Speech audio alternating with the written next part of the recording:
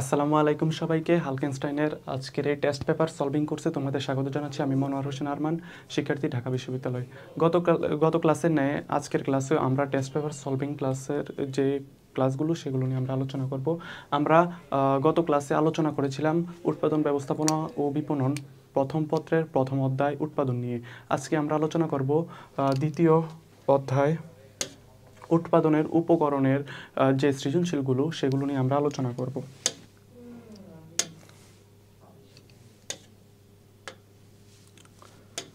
আচ্ছা, তাহলে আমরা আগে আমাদের যে সৃজনশীল প্রশ্নটা এটা একটু দেখে নেই।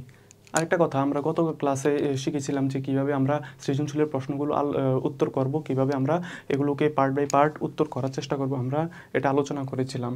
আমরা আজকে দেখাবো যে আমরা প্রথম যে সৃজনশীলটা এটা নিয়ে একটু আলোচনা করি। প্রথম সৃজনশীলটা হচ্ছে ফরিদপুরের আবহাওয়া ও জলবায়ু পাট চাষের জন্য উপযুক্ত হওয়ায় মিস্টার তানভীর ফরিদপুরে একটি পাটের বস্তা তৈরির কারখানা স্থাপন করলেন। তিনি উক্ত ব্যবসায় পর্যাপ্ত পরিমাণে মূলধন সরবরাহের উদ্দেশ্যে তার বন্ধু আহসানকে সমহারে মুনাফা বন্টনের চুক্তিতে অন্তর্ভুক্ত করার সিদ্ধান্ত নেন। এটা হচ্ছে আমাদের উদ্দীপক। এখন আমরা আমাদের যে কোশ্চেনগুলো দেওয়া আছে এগুলো সলভ করার চেষ্টা করব। প্রথমে বলা হচ্ছে মূলধন কি। মূলধন কি?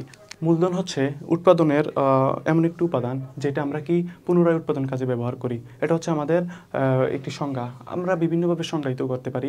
যেমন মূলধন আমরা আরেকভাবে সংজ্ঞায়িত করতে পারি, যেমন হচ্ছে মানুষের আয়ের যে অংশটি ভোগ না করে পরবর্তীতে পুনরায় উৎপাদন কাজে ব্যবহার করে সেটাকে আমরা বলি মূলধন। তারপরে বলা হচ্ছে শ্রম ও শ্রমিক অবিচ্ছিন্ন কেন। এটা হচ্ছে আমাদের খ নাম্বারের প্রশ্ন। খ নাম্বারের প্রশ্নের উত্তর কত? প্রশ্নের মান হচ্ছে 2। তাহলে আমরা কি করব? এটাকে দুইটা প্যারা করব। প্রথমে হচ্ছে আমরা কি করব? শ্রমের একটা সংজ্ঞা দিয়ে দেব। শ্রম কি? শ্রম হচ্ছে অর্থ উপার্জনের উদ্দেশ্যে মানুষের শারীরিক অথবা মানসিক প্রচেষ্টাকে আমরা কি বলি? শ্রম বলি। তাহলে প্রথমে আমরা কি দিব? শ্রমের সংজ্ঞাটা দিব। দ্বিতীয়ত দিব শ্রম এবং শ্রমিক কেন অবিচ্ছিন্ন। দেখো, শ্রম এবং শ্রমিক কেন অবিচ্ছিন্ন? শ্রম দিতে হলে অবশ্যই শ্রমিককে শ্রম দেওয়ার যে জায়গাটা সেখানে অবশ্যই উপস্থিত থাকতে হবে, না হলে শ্রম দেওয়া যাবে না। এখানে বলা হচ্ছে পণ্যদ্রব্য বিক্রয়ের সময় বিক্রেতার কাছ থেকে ক্রেতার কাছে মালিকানা হস্তান্তর করা হয়, কিন্তু শ্রম যখন বিক্রি করে তখন কিন্তু শ্রমটা মালিকের কাছে হস্তান্তর করা হয় না। শুধুমাত্র সুবিধাটা দিয়ে থাকে, কিন্তু শ্রমটা মূলত হস্তান্তর করা হয় না। আমি যদি আজকে এই জায়গায় না আসতাম তাহলে কি আমি শ্রমটা দিতে পারবো না। তাহলে শ্রম যেখানে দিবে শ্রমিককে অবশ্যই সেই জায়গায় যেতে হবে। এটা হচ্ছে শ্রম এবং শ্রমিকের মধ্যে যে বৈশিষ্ট্যটা সেটা। আর এই কারণে বলা হচ্ছে শ্রম এবং শ্রমিক অবিচ্ছিন্ন। তাহলে 3 নম্বর প্রশ্নে আমাদেরকে জানতে চাইছি যে মিস্টার তানভীরের ফরিদপুরের কারখানা স্থাপনের পেছনে উৎপাদনের কোন উপকরণটি ভূমিকা আছে। তাহলে আমরা দেখি ফরিদপুরের কারখানা স্থাপনের পেছনে কোন উপকরণটির ভূমিকা রেখেছে। আমরা যদি প্রথমে দেখি, ফরিদপুরের আবহাওয়া এবং জলবায়ু পাট চাষের জন্য উপযুক্ত হয় মিস্টার তানভীর ফরিদপুরে পাটের বস্তা তৈরির কারখানা স্থাপন করে। কি উপলক্ষে স্থাপন করে? এটা হচ্ছে জলবায়ু এবং আবহাওয়া পাট চাষের জন্য উপযুক্ত হয়। তার মানে এই যে তানভীর সে কিসের উপর গুরুত্ব দিয়েছে? এই যে পরিবেশের যে আবহাওয়া এবং জলবায়ু এটার উপর গুরুত্ব দিয়েছে। আর আমরা জানি উৎপাদনের উপকরণ কয়টি ভাইয়া? উৎপাদনের উপকরণ হচ্ছে 4টি। কি? ভূমি, শ্রম, মূলধন এবং সংগঠন। আর আমরা জানি ভূমির মধ্যে যে পরিবেশ অর্থাৎ প্রকৃতি থেকে আমরা যা কিছু পাই তাই হচ্ছে ভূমির অন্তর্ভুক্ত।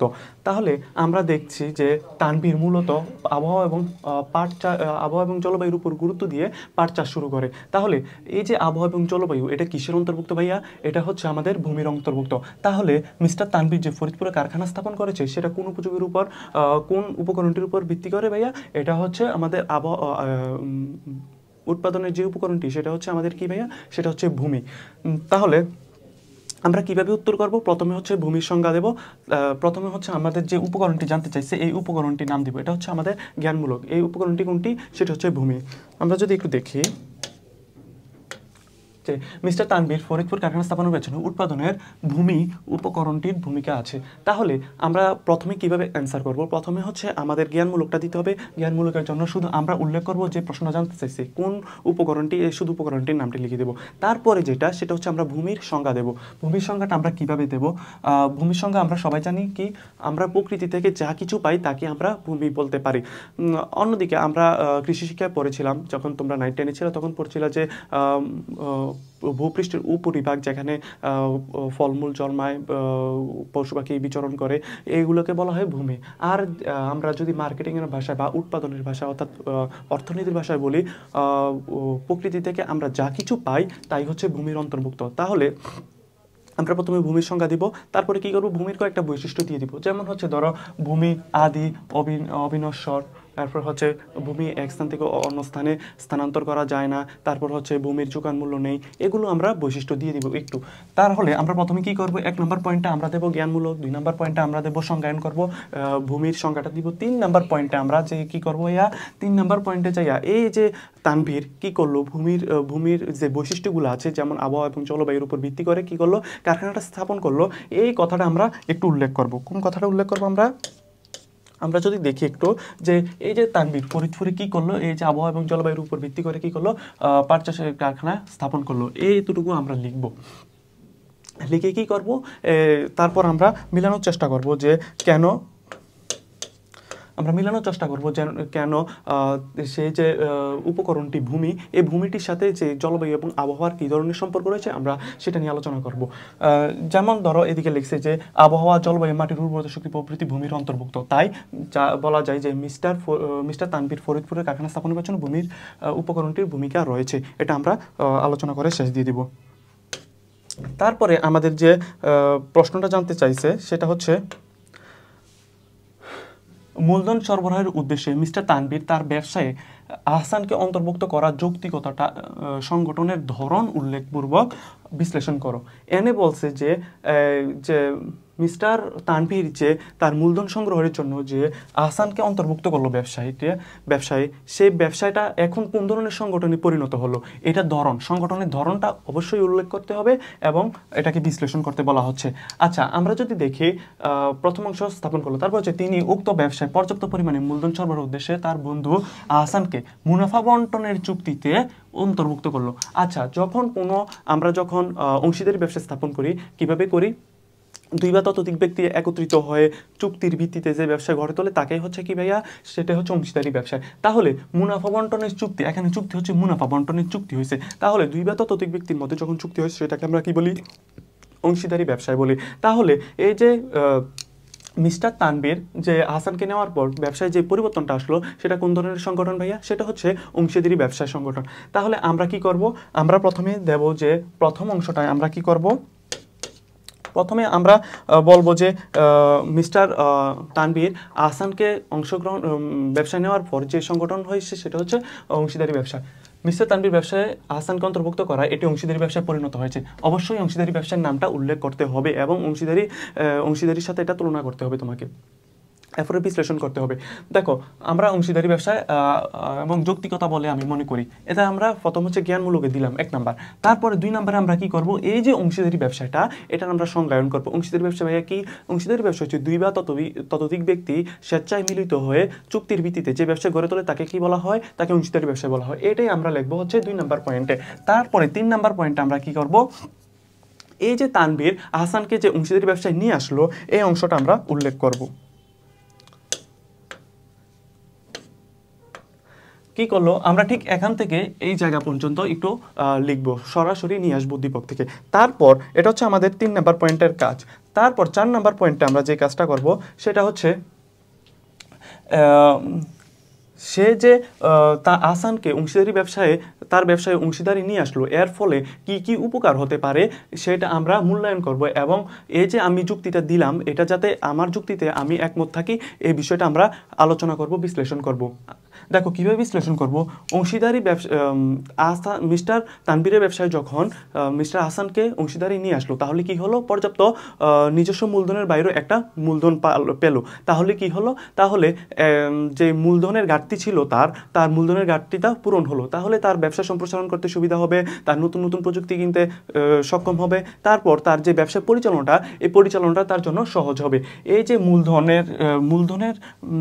মূলধনকে ব্যবসার চালিকা শক্তি বলা হয়। এই মূলধনের পর্যাপ্ত যোগান দেওয়ার জন্য কিসের প্রয়োজন, হয়তো ঋণ নিতে হবে, নয়তো অংশীদার করে নিতে হবে। তাহলে যেহেতু তিনি তার বন্ধু আহসানকে ব্যবসায় অংশীদার করলো তাহলে তার মূলধনের পর্যাপ্ত যোগান সম্ভব হলো। এতে করে ব্যবসায় সম্প্রসারণ এবং প্রযুক্তি আমদানি এবং প্রযুক্তি ব্যবহারের পর্যাপ্ত সুযোগ পাবে এবং ব্যবসা সম্প্রসারণ করতে সহযোগিতা হবে, এই বিষয়টি উল্লেখ করে। এবং শেষ মুহূর্তে আমরা সুতরাং তাই বলা যায় পরিশেষে এগুলো বলে আমরা কনক্লুশন দিয়ে দিব। ঠিক আছে, এটা হচ্ছে আমাদের কাজ।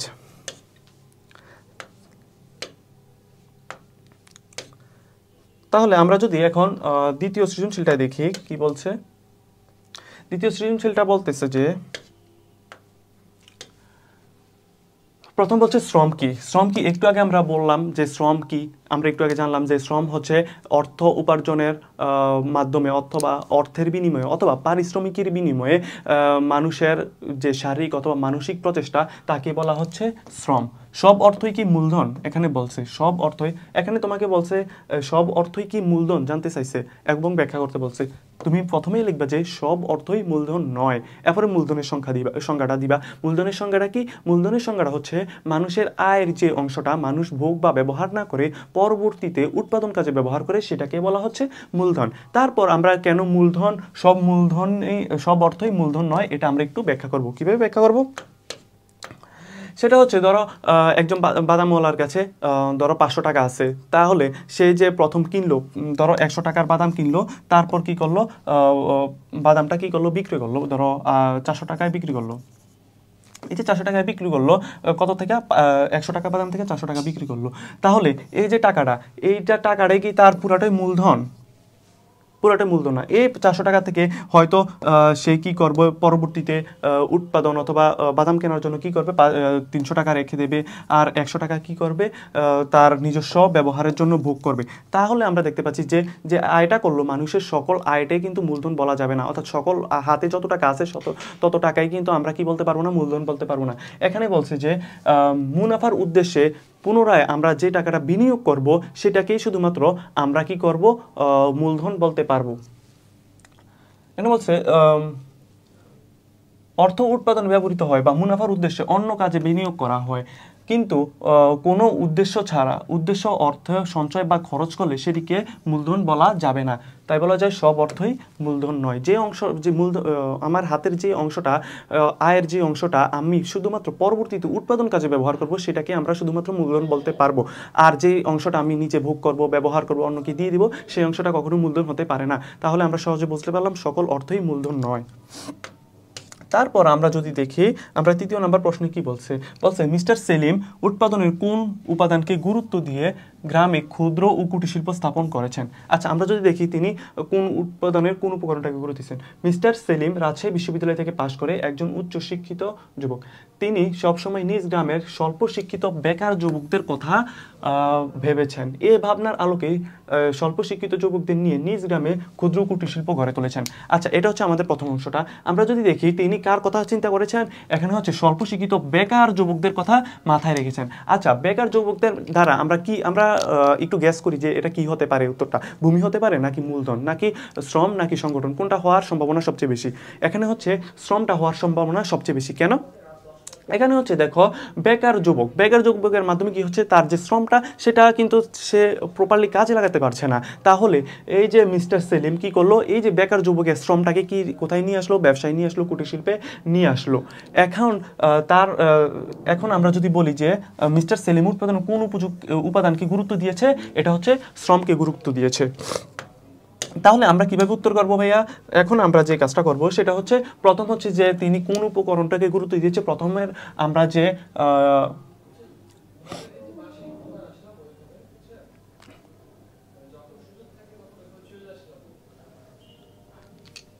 প্রথমে আমরা যে কাজটা করব সেটা হচ্ছে, আমরা কি বলবো ভাইয়া, প্রথমে আমরা হচ্ছে উৎপাদনের যে উপকরণের গুরুত্ব দিয়েছে সেই উপকরণটা আমরা লিখব। কই?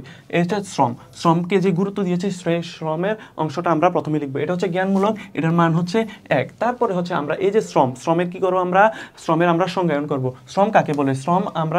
শ্রম বলতে আমরা কি বুঝি? শ্রম হচ্ছে মানুষ পারিশ্রমিকের বিনিময়ে তার শারীরিক অথবা মানসিক প্রচেষ্টাকে আমরা কি বলবো? শ্রম বলবো। শ্রমের তারপর 2-1টা আমরা বৈশিষ্ট্য দিয়ে দিব। শ্রম হচ্ছে একটি জীবন্ত উপাদান, শ্রমের কোনো শ্রম এক স্থান থেকে অন্য স্থানে স্থানান্তর করা যায়, এই যে বৈশিষ্ট্যগুলো আমরা দুই একটা বৈশিষ্ট্য দিয়ে দিব। তারপর আমরা কি করব, মিস্টার সেলিম যে শিক্ষিত যে যুবকগুলা, স্বল্প শিক্ষিত যুবকগুলা, তারা যে বেকার, তাদেরকে কিভাবে কাজে লাগালো এই বিষয়টা আমরা উদ্দীপক থেকে সরাসরি লিখব। তাহলে আমরা উদ্দীপক থেকে কোন অংশটা লিখব, এই মিস্টার সেলিম থেকে শুরু করে আমরা একেবারে এই কুটির শিল্প গড়ে তোলার পর্যন্ত আমরা এটা লিখে দেব, হুবহু লিখে নিব। তারপর আমরা যে অংশটা লিখব সেটা হচ্ছে তিনি যে বেকার যুবকদের কথা মাথায় রেখে ক্ষুদ্র এবং কুটির শিল্পটা স্থাপন করলেন। এর ফলে কি হবে ভাইয়া, এর ফলে এই যে বেকার যুবকরা তাদের যে অলস শ্রমটা সেটা আমরা কাজে লাগাতে পারবো। এর ফলে কি হবে, বেকার যুবকরা তাদের কর্মসংস্থানের সুযোগ পাবে। এর ফলে কি হবে, নতুন নতুন পণ্য উৎপাদনে সহায়তা করবে। তাহলে এই যে মিস্টার সেলিম সে কোন উৎপাদনের কোন উপকরণটাকে গুরুত্ব দিয়েছে, এই বেকার যুবকদের কথা গুরুত্ব দিয়েছে। আর বেকার যুবক হচ্ছে কোন উপাদানের অন্তর্ভুক্ত, এটা হচ্ছে শ্রমের অন্তর্ভুক্ত। তাহলে আমরা সহজে বলতে পারি যে তিনি শ্রম উপাদানটিকে গুরুত্ব দিয়েছেন। বোঝা গেল? তারপরে আমরা কি করব, পরবর্তী প্রশ্নে যাব। আমাদের পরবর্তী প্রশ্নটা হচ্ছে যে মিস্টার সেলিম একজন সার্থক সংগঠন, উৎপাদনের অন্যতম উপকরণ, সংগঠনের আলোকে উক্তিটি যথার্থতা মূল্যায়ন করো। এখানে বলা হচ্ছে, একটা উক্তি দিয়ে দিচ্ছে তোমাকে, এখানে বলছে যে এই উক্তিটা যে দিল এটা যথার্থ কি না তোমাকে মূল্যায়ন করতে বলছে। তারপরে যেটা বললো সেটা হচ্ছে অবশ্যই উৎপাদনের যে অন্যতম উপকরণ সংগঠন, সংগঠনের আলোকে তোমাকে মূল্যায়ন করতে বলছে বা যথার্থতা মূল্যায়ন করতে বলা হয়েছে। তাহলে আমরা কি করব, আমরা প্রথমে যে জ্ঞানমূলকে আমরা কি লিখবো হচ্ছে মিস্টার সেলিম একজন সার্থক সংগঠন, উৎপাদনের অন্যতম উপকরণ সংগঠনের আলোকে আমরা নিচে আলোচনা বা এর উক্তিটিতে আমি একমত বা উক্তিটি যথার্থ যা নিচে বর্ণনা করা হলো, আলোচনা করা হলো, এভাবে তুমি প্রথম জ্ঞানমূলকটা দিবা। দ্বিতীয়তে তুমি যে অংশটা লিখবা সেটা হচ্ছে সংগঠনে তুমি সংজ্ঞায় দিবা। সংগঠনের সংজ্ঞা কি, কোনো নির্দিষ্ট লক্ষ্য অর্জনের জন্য উৎপাদনের উপকরণগুলোকে সংগ্রহ করা এবং তা ব্যবহার করার প্রচেষ্টা বা প্রয়াসকে বলা হয় কি ভাইয়া, সংগঠন বলা হয়। আর যে সংগঠনের কাজগুলো যে সম্পাদন করে তাকে বলা হয় সংগঠক। আর মিস্টার যে সেলিম, তিনি যেহেতু উৎপাদনের কিছু কিছু উপকরণ সংগ্রহ করছে, উৎপাদনের যে উপকরণগুলোকে সংগ্রহ করছে তারপর কি করলো, তা ব্যবহার উপযোগী করলো এবং তার লক্ষ্য অর্জনে এগিয়ে গেল, তাহলে তাকে কি বলতে পারি, আমরা সংগঠক বলতে পারি। তাহলে আমরা যদি প্রথম অংশে কি বলবো, আমরা প্রথম অংশে আমরা বলবো যে জ্ঞানমূলকটা দিব, দ্বিতীয় অংশে আমরা সংজ্ঞায়ন করব কিসের, সংগঠনের সংজ্ঞায়ন করব, তৃতীয় অংশে এই যে মিস্টার সেলিমের যে কার্যক্রমটা সেটা আমরা তুলে ধরবো, হুবহু আমরা উদ্দীপক থেকে তুলে ধরবো কিসের, মিস্টার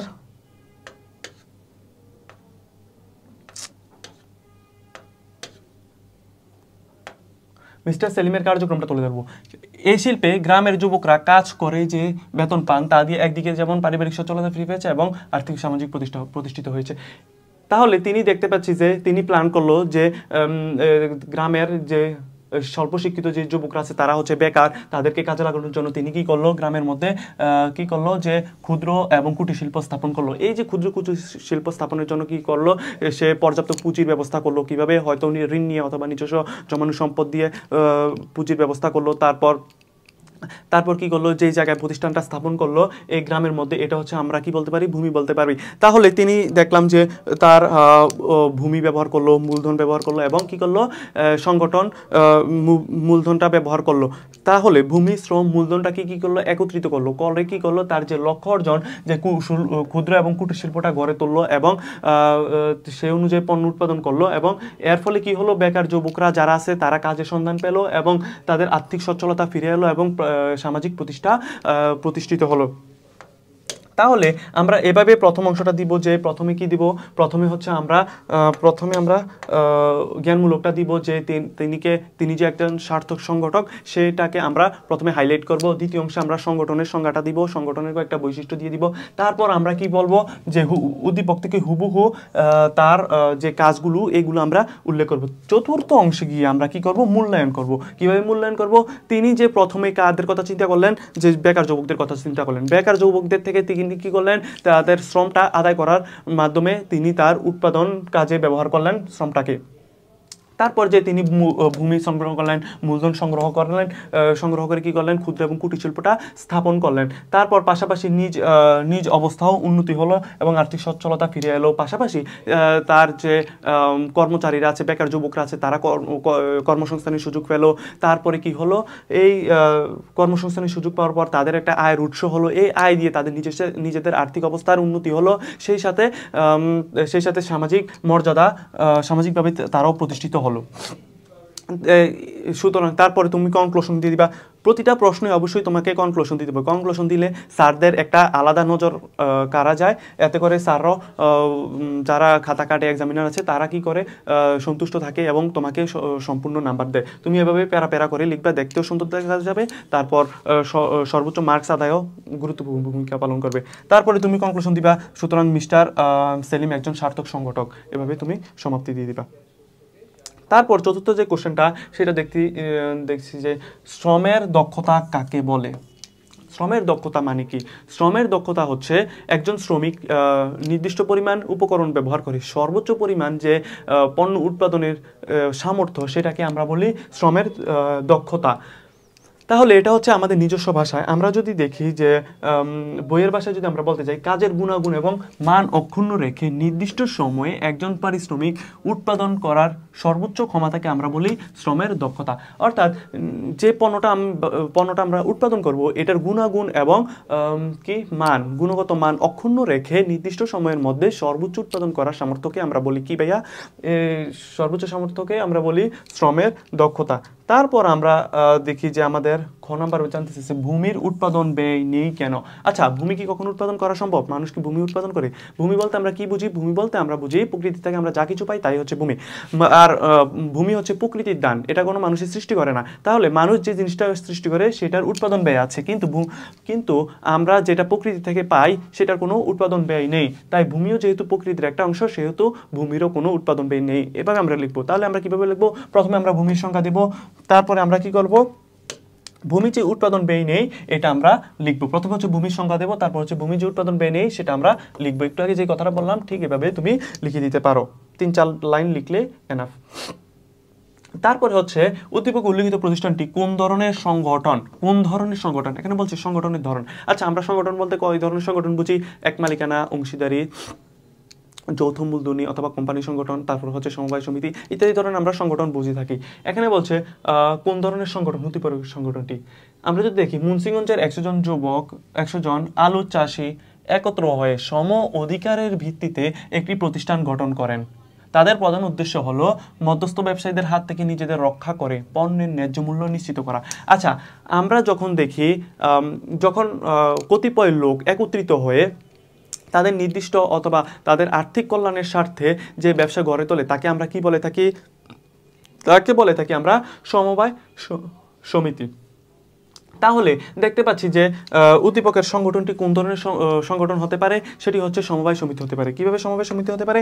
দেখো, এখানে বলছে আমরা সমবায় সমিতির যদি সংখ্যাটা দেখি, সমবায় সমিতিতে কি বলছে? সমবায় সমিতি বলছে কতিপয় সমমনা, সমশ্রেণী অথবা সমপেশার মানুষ যখন স্বেচ্ছায় একত্রিত হয়ে তাদের অর্থনৈতিক উন্নয়নের স্বার্থে কোনো ব্যবসায় বা সমবায় আইনের আওতায় যে ব্যবসায় গড়ে তোলে, তাকে বলি আমরা সমবায় সমিতি। এবার দেখি উদ্দীপকে যে মুন্সিগঞ্জের 100 জন আলু চাষি তারা কি সমপেশার না? তারা অবশ্যই সমপেশার। আবার বলছে সম অধিকারের ভিত্তিতে। সমবায় সমিতির যে একটা স্লোগান আছে, সম অধিকারের যে ব্যাপারটা, এটা সমবায় সমিতিতে আমরা লক্ষ্য করতে পারি। তারপর হচ্ছে তাদের মূল উদ্দেশ্য হচ্ছে মধ্যস্থ ব্যবসায়ীদের হাত থেকে নিজেদের রক্ষা করে ন্যায্য মূল্য নিশ্চিত করা। এটাই হচ্ছে সমবায় সমিতির মূল উদ্দেশ্য। তাহলে আমরা বলতে পারি যে উদ্দীপকের যে প্রতিষ্ঠানটি, এটা কোন ধরনের প্রতিষ্ঠান ভাইয়া? এটা হচ্ছে সমবায় সমিতি।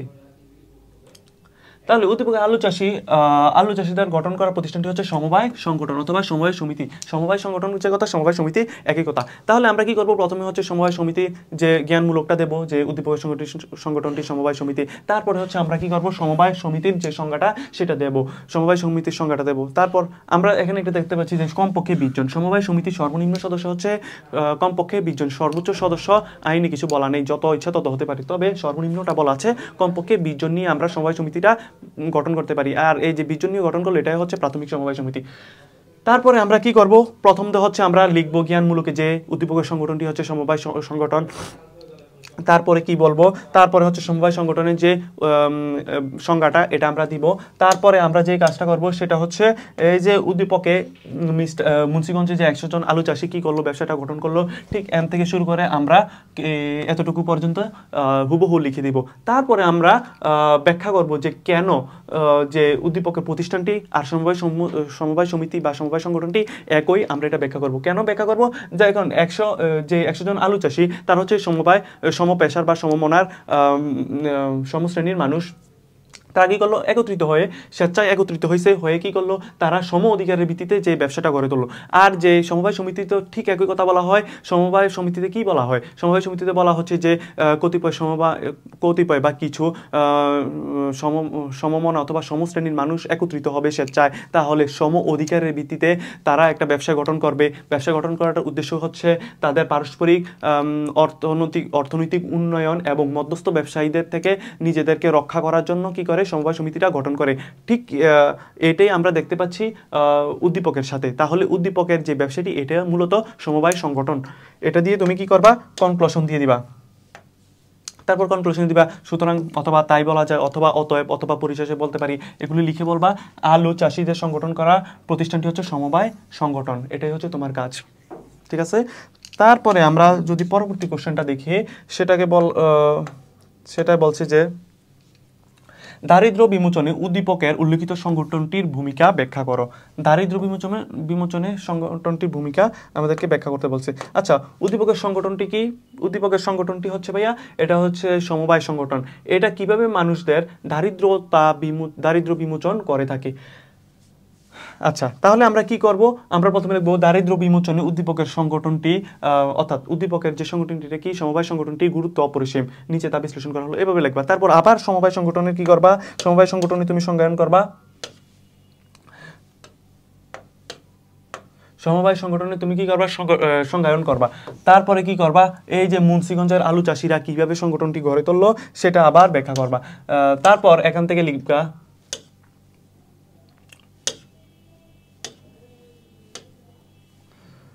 তারপরে তুমি লিখবা যে মুন্সিগঞ্জের আলু চাষিদের সংগঠনটি গঠন করার পর কি হলো, সৎ, উদ্যমী ও যোগ্য নেতৃত্বের কারণে উদ্দেশ্য সফল হওয়ায় স্বল্প সময়ের মধ্যে সদস্যরা আর্থিকভাবে লাভবান হলো এবং সেই সাথে পাশাপাশি সামাজিক প্রতিষ্ঠা লাভ করলো। এই কথাটা তুমি উল্লেখ করবা 3 নাম্বার পয়েন্টে। প্রথম লিখবা যে দারিদ্র্য বিমোচনে উদ্দীপকের সমবায় সংগঠনটির ভূমিকা অপরিসীম, এটা লিখবা। তারপর হচ্ছে সমবায় সংগঠনের আবার কি দিবা, সংজ্ঞায়ন করবা। তারপরে 3 নাম্বার পয়েন্টে লিখবা, এই অংশটা লিখবা। তারপরে হচ্ছে উদ্দীপকের অংশটা লিখবা। তারপর চতুর্থ অংশে গিয়ে তুমি বিশ্লেষণ করবা কিভাবে সমবায় সমিতি গঠন করার মাধ্যমে কি হয়, সমবায় সমিতি গঠন করার মাধ্যমে মানুষের অর্থনৈতিক উন্নয়ন হয়, আর্থিকভাবে মানুষ লাভবান হয়, মধ্যস্থ ব্যবসায়ীদের থেকে কিভাবে লাভবান হয়। তারপর হচ্ছে কিভাবে দারিদ্র্য বিমোচন হয়, সে বিষয়টা আমরা এখানে উল্লেখ করব 4 নাম্বার পয়েন্টে। 4 নাম্বার পয়েন্টটা কিভাবে উল্লেখ করব, 4 নাম্বার পয়েন্টে প্রথমে লিখবো 100 জন চাষি যখন, আলু চাষি যখন সমবায় সমিতি সম অধিকারের ভিত্তিতে সমবায় সমিতিটি গঠন করলো, এর ফলে কি হলো, তাদের একটা সংগঠন হলো। এই সংগঠনের মাধ্যমে তারা সরাসরি পাইকারের কাছে তাদের আলুটা পৌঁছে দিতে পারলো। মাঝখানে কোনো ধরনের মধ্যস্থ ব্যবসায়ীদের ভোগের হাত থেকে তারা কি করলো, নিজেদেরকে রক্ষা করলো। যখন তারা তাদের আলুটাকে ডিলারের কাছে বিক্রি করলো, তখন তারা যে মূল্যটা পেত এর চেয়ে বেশি মূল্য পায় যখন তারা সরাসরি পাইকারের কাছে গিয়ে নিজস্ব পরিবহনের মাধ্যমে পাইকারের কাছে গিয়ে বেশি পরিমাণে আলু বিক্রি করে, তখন তারা অধিক পরিমাণে মুনাফা পায়, অধিক পরিমাণে লাভের একটা মুনাফা পায়। মুনাফার অংশটা তারা কি করে, নিজেদের মধ্যে বন্টন করে। আবার মুনাফার একটা অংশ তারা জমিয়ে রাখে তাদের নিজস্ব যে যন্ত্রপাতিগুলো আছে কৃষিকাজে ব্যবহারের জন্য। এই যন্ত্রপাতি ক্রয়ের জন্য 15%, কত পার্সেন্ট সঞ্চয় করে, 15% সঞ্চয় করে। 3% আবার কি করে, উন্নয়ন কাজের জন্য সঞ্চয় করে রাখে। তারপর যখন কোনো একটা বড় একটা মেশিন কেনার প্রয়োজন হয়, এই যে 15%টা জমানো, এই জমানোটাকে থেকে তারা কি করে, নতুন করে আবার কি করে মেশিনারিজ ক্রয় করে। এই মেশিনটা দিয়ে তারা আবার কি করে, চাষাবাদে ব্যবহার করে। এই চাষাবাদে ব্যবহার করতে নিজস্ব মেশিনপত্রগুলো ব্যবহার করতে পারে। কিন্তু এই মেশিন যদি তাদের না থাকতো, তাহলে কি হতো, তারা ভাড়ায় আনতে হতো। এতে করে এই যে মেশিনের কস্টটা আবার খরচ হতো। তাহলে সব মিলিয়ে কি হচ্ছে ভাইয়া, সব মিলিয়ে তাদের নিজস্ব সংগঠনটি করার পর মধ্যস্থতা থেকে রক্ষা পাচ্ছে, তারপর ন্যায্য মূল্যে আলু বিক্রি করতে পারছে, আলুর সর্বোচ্চ মূল্য পাচ্ছে, তারপর যে সংরক্ষিত মূলধন থেকে তারা কি করছে, নতুন নতুন মেশিনারিজ ক্রয় করার মাধ্যমে তাদের উৎপাদন ক্ষেত্রে আরও বেশি অগ্রসর হচ্ছে। এতে করে তাদের নিজস্ব মূলধন বাড়ছে, নিজস্ব আয় বাড়ছে, উৎপাদনশীলতা বৃদ্ধি পাচ্ছে, এতে করে তাদের অর্থনৈতিক উন্নয়ন হচ্ছে, দারিদ্রতা বিমোচন হচ্ছে, সামাজিকভাবে প্রতিষ্ঠা লাভ করতে সক্ষম হচ্ছে। এগুলো তুমি লিখবা। তারপর লিখবা হচ্ছে, তাই মনে করি দারিদ্র বিমোচনে সমবায় সংগঠনটির ভূমিকা অনেক বেশি। তাহলে আমি যে কথাগুলো বললাম, পুরো কথাগুলো তোমাকে না লিখলেও চলবে, তুমি এমন একটা পরিমাণে লিখবে যাতে ধরো এই তিনটা অংশ লেখার পর যাতে মোটামুটি একটা ব্যাখ্যা করা যায়, বিশ্লেষণ করা যায়, এমন অংশ নিয়ে তুমি মোটামুটি একটু লিখে দিবা, তাহলে 4-4 অথবা 4-3 নিশ্চিত পাবা। তারপরে যে অংশ সৃজনশীলটা, সেটা হচ্ছে প্রথমে আমরা বলছি রূপগত উপযোগ কাকে বলে। রূপগত উপযোগ কাকে বলে ভাইয়া, এটা তো আমরা গত ক্লাসে জেনেছিলাম। কোনো পণ্যের আকার আকৃতি বা বৈশিষ্ট্য পরিবর্তনের মাধ্যমে যে রূপের পরিবর্তন করা হয়, এর ফলে যে উপযোগ সৃষ্টি হয় তাকে বলে আমরা রূপগত উপযোগ। রূপগত উপযোগ কিভাবে সৃষ্টি হয়? রূপগত উপযোগ সৃষ্টি হয় হচ্ছে উৎপাদনের মাধ্যমে। তারপরে বলা হচ্ছে যে উৎপাদনশীলতা কি কারণে বৃদ্ধি পায়। উৎপাদনশীলতা কি কারণে বৃদ্ধি পায়? উৎপাদন দক্ষতা বৃদ্ধি পেলে মূলত কি বৃদ্ধি পায়? উৎপাদনশীলতা বৃদ্ধি পায়। তাহলে প্রথমে লিখব উৎপাদন দক্ষতা বৃদ্ধি পেলে উৎপাদনশীলতা বৃদ্ধি পায়। প্রথম যে তুমি লিখবা, প্রথমে সংজ্ঞাটা দিবা না, এখানে লিখবে উৎপাদন দক্ষতা বাড়লে উৎপাদনশীলতা বাড়ে, এটা লিখবে তুমি 1 নাম্বার পয়েন্টে। তারপর 2 নাম্বার পয়েন্টে তুমি উৎপাদনশীলতার সংজ্ঞাটা দিবে। উৎপাদনশীলতা কি? উৎপাদনশীলতা মানে কি? উৎপাদনশীলতা মানে হচ্ছে নির্দিষ্ট পরিমাণ উপকরণ ব্যবহার করে সর্বোচ্চ পরিমাণ উৎপাদন করার সামর্থ্যকে কি বলা হয়? উৎপাদনশীলতা বলা হয়। তুমি এটা লিখবা। তারপর বলবা যে উৎপাদন দক্ষতা কিভাবে বৃদ্ধি পায়? কর্মীদের প্রশিক্ষণের মাধ্যমে, কর্মীদের দক্ষতা, কর্মীদের মানসম্মত কার্য পরিবেশ ইত্যাদির মাধ্যমে কর্মীদের দক্ষতা বৃদ্ধি পায়। দক্ষতা বৃদ্ধি পেলে কি হয়? স্বল্প পরিমাণ কাঁচামাল ব্যবহার করে, অর্থাৎ নির্দিষ্ট পরিমাণ কাঁচামাল ব্যবহার করে নির্দিষ্ট সময়ের মধ্যে পণ্যের গুণগত মান রক্ষা করে সর্বোচ্চ পরিমাণ পণ্য উৎপাদন করতে সামর্থ্য হয়। আর এই যে সামর্থ্য, সেটাকে বলা হয় আমাদের মূলত কি, সেটাকে বলা হয় উৎপাদনশীলতা। আর যে নির্দিষ্ট পরিমাণ উৎপাদনশীলতা কিভাবে বৃদ্ধি পায়? মানুষের সাথে যখন কর্মীদের, ঊর্ধ্বতন কর্মকর্তার সাথে শ্রমিক কর্মীদের কি থাকে, সুসম্পর্ক থাকে, কাজের যখন উন্নত পরিবেশ থাকে, মানসম্মত যখন উৎপাদন প্রক্রিয়া থাকে, প্রভৃতি কারণে মূলত কি বাড়ে ভাইয়া? প্রভৃতি কারণে মূলত উৎপাদনশীলতা বৃদ্ধি পায়। এগুলো আমরা লিখব। তারপরে হচ্ছে আমাদের গ নম্বরে যে প্রশ্নটা জানতে চাইছে, সেটা হচ্ছে উদ্দীপকের নারায়ণ বসাকের কাজটি কোন শ্রম বিভাগের অন্তর্গত? নারায়ণ বসাক কি কাজটি করতেছে আমরা একটু দেখে আসি। বাংলাদেশ লোক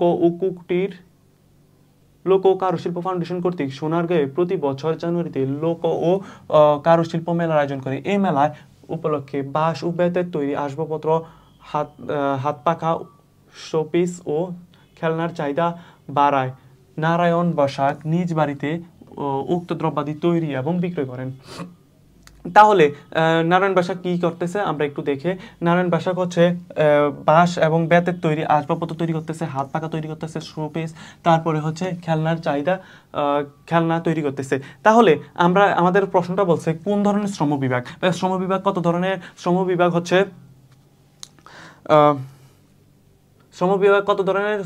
হচ্ছে পেশাগত বা সরল শ্রম বিভাগ হচ্ছে পেশাগত বা সরল, তারপর হচ্ছে জটিল, তারপর হচ্ছে ভাইয়া কি আঞ্চলিক।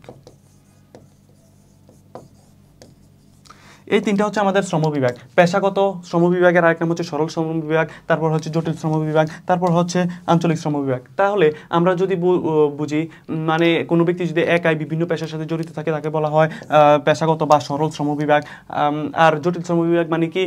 জটিল শ্রম বিভাগ মানে হচ্ছে উৎপাদন কার্যে বিভিন্ন অংশ যখন বিভিন্ন ব্যক্তির উপর ন্যস্ত থাকে তখন তাকে আমরা বলি জটিল শ্রম বিভাগ। তাহলে নারায়ণ বসাক যে কাজটা করতেছে, তিনি বাঁশ দিয়ে একই সাথে আসবাবপত্র তৈরি করতেছে, হালকাতা তৈরি করতেছে, শোপিস তৈরি করতেছে, আবার খেলনা তৈরি করতেছে।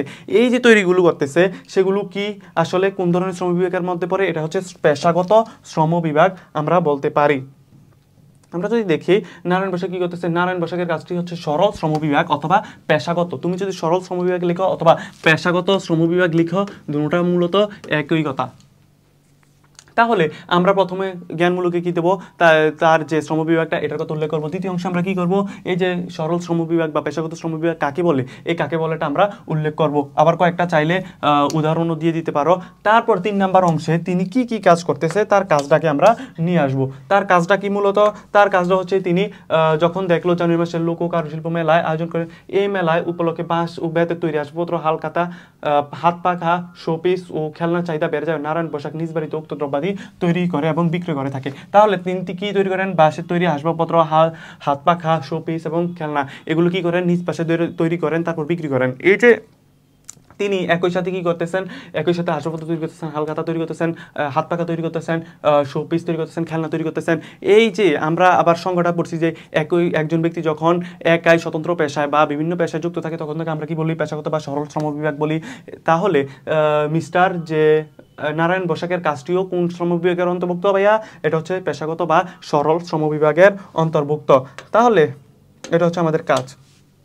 তাহলে 3 নাম্বার পয়েন্টে আমরা কি দিব, আমরা সংজ্ঞা কনক্লুশন দিয়ে দিব। 3 নাম্বার পয়েন্টে আমরা কি বলবো, লাস্টে দিয়ে আমরা কি করব, সংজ্ঞায়ন সমাপ্তি দিব বা কনক্লুশন দিব যে সুতরাং অথবা তাই বলা যায় বা পরিসমাপ্তিতে বলতে পারি যে নারায়ণ বসাকের কাজটি সরল শ্রম বিভাগের অন্তর্ভুক্ত অথবা পেশাগত শ্রম বিভাগের অন্তর্ভুক্ত। তাহলে আমরা এখন 4 নাম্বার প্রশ্নটা দেখি যে উদ্দীপকে দুটি শ্রম বিভাগ থাকলেও একটি অন্যটি থেকে ভিন্ন। আচ্ছা, আমরা তো প্রথমটা দেখলাম, এটা হচ্ছে সরল বা পেশাগত শ্রম বিভাগ। 4 নাম্বার পয়েন্টে কি বলছে আমরা একটু দেখি। অন্যদিকে আবেদ টেক্সটাইল মিলস লিমিটেডের বিভিন্ন উৎস থেকে তুলা সংগ্রহ করে বিভিন্ন ধরনের কাপড় তৈরি করেন। বিভিন্ন উৎস থেকে তুলা সংগ্রহ করে, তাহলে ভাইয়া তার কাজ কোনটা, কোন ধরনের শ্রমবিভাগ হতে পারে, এটা হচ্ছে জটিল শ্রমবিভাগ। তাহলে নারায়ণ বসাকের যে প্রথম কাজটা এটা হচ্ছে কোন ধরনের, এটা হচ্ছে সরল শ্রমবিভাগ।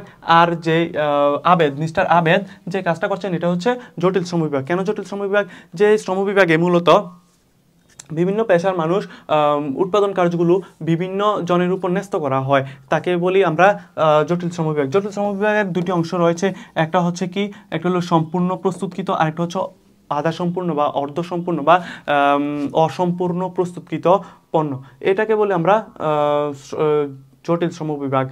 তাহলে আমরা যদি চতুর্থ অংশটা দেখে প্রথমে আমরা কি দিব, প্রথমে আমরা দেব উদ্দীপক। প্রশ্ন থেকে আমরা প্রথমে লিখব যে উদ্দীপকে উল্লেখিত দুটি শ্রম বিভাগ এক থাকলেও একটি অন্যটি থেকে ভিন্ন। উক্তিটির সাথে আমি একমত। এখানে তোমার মতামত জানতে চাইছে, উক্তিটির সাথে তুমি কি দিবা, একমত দিবা। অবশ্যই একমত দিবা। কেন দিবা, কারণ হচ্ছে একটা হচ্ছে সরল শ্রমবিভাগ, যে মিস্টার নারায়ণ যেটা করতেছে এটা হচ্ছে সরল শ্রমবিভাগ, আর মিস্টার আবেদ যেটা করতেছে এটা হচ্ছে জটিল শ্রমবিভাগ। তাহলে একটা আরেকটা থেকে আলাদা। তাহলে আমরা এটাই প্রথমে লিখব। তারপর আমরা যে কাজটা করবো এটা হচ্ছে দুইটা যে শ্রমবিভাগ আছে, সরল শ্রমবিভাগ এবং জটিল শ্রমবিভাগ, এই দুইটা শ্রমবিভাগের আমরা সংজ্ঞায়ন করব। সরল শ্রমবিভাগ বলতে কি বোঝায়, কোনো ব্যক্তি যদি একাই বিভিন্ন স্বতন্ত্র পেশায় নিজেকে নিয়োজিত রাখে তখন তাকে আমরা কি বলি, এটাকে সরল শ্রমবিভাগ। তারপর আমরা যেটা বলবো, অন্যদিকে পণ্য উৎপাদনে বিভিন্ন কাজ যখন বিভিন্ন লোকের উপর অর্পণ করা হয় সেটাকে আমরা কি বলবো, সেটাকে আমরা বলবো জটিল শ্রমবিভাগ। তাহলে প্রথম অংশে কি করব, আমরা জ্ঞানমূলকটা দিব যে তুমি এটার সাথে একমত, তারপরে তুমি দুটোটা শ্রমবিভাগের সংজ্ঞায়ন করবা। তারপর তুমি যে কাজটা করবা, এই নারায়ণ বসাকের কাজটা এবং মিস্টার আবেদের কাজটা তুমি কি করবা, এখানে নিয়ে আসবা। তোমার কাজ এতটুকুই। 3 নাম্বার পয়েন্টে তুমি এই কাজটাই করবা যে উদ্দীপক থেকে সরাসরি নিয়ে আসবা যে মিস্টার আবেদে কি কাজ করতেছে, তার শ্রমবিভাগটা কি, এটা হুবহু লিখে নিয়ে আসবা। তারপরে হচ্ছে মিস্টার নারায়ণ যে কাজটা করতেছে তার সেটা কোন ধরনের শ্রমবিভাগ সেটাও নিয়ে আসবা। তারপর চতুর্থ অংশে গিয়ে তুমি কি করবা, চতুর্থ অংশে গিয়ে যে মিস্টার নারায়ণের যে কাজটা সেটাকে তুমি যে সরল শ্রমবিভাগে রাখতেছ, আর মিস্টার আবেদের যে কাজটা সেটাকে যে তুমি জটিল শ্রমবিভাগে রাখতেছ, সেটা তুমি ব্যাখ্যা করবা। কিভাবে ব্যাখ্যা করবা, মিস্টার নারায়ণ আমরা দেখতে পাচ্ছি যে উদ্দীপকে তিনি একই সাথে আসবাবপত্র তৈরি করতেছে, হাত পাখা তৈরি করতেছে, খেলনা সামগ্রী তৈরি করতেছে। তাহলে আমরা যদি সরল শ্রমবিভাগ সংজ্ঞা দেখি, একই ব্যক্তি যখন বিভিন্ন স্বতন্ত্র পেশায় যুক্ত থাকে তখন আমরা তাকে কি বলি, সরল শ্রমবিভাগ। সুতরাং মিস্টার নারায়ণের কাজটি হচ্ছে সরল শ্রমবিভাগের অন্তর্ভুক্ত। তারপর আমরা যদি মিস্টার আবেদের সেটা দেখতে পাই, তিনি বিভিন্ন উৎস থেকে কি করতেছে, তুলা সংগ্রহ করতেছে। আর আমরা জানি যে উৎপাদনের যে কাজটা বিভিন্ন লোকের উপর অর্পণ করা হয় সেটাই হচ্ছে মূলত জটিল শ্রম বিভাগ। তাহলে মিস্টার আবেদের কাজটা মূলত জটিল শ্রম বিভাগ।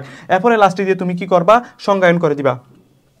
সুতরাং উক্ত দুটি কাজ, দুটি শ্রমবিভাগ একটি অন্যটি থেকে আলাদা। এই যে আমি একটু আগে যে কথাগুলো বললাম, তুমি এখানে একটু সংক্ষেপ করে লিখবা।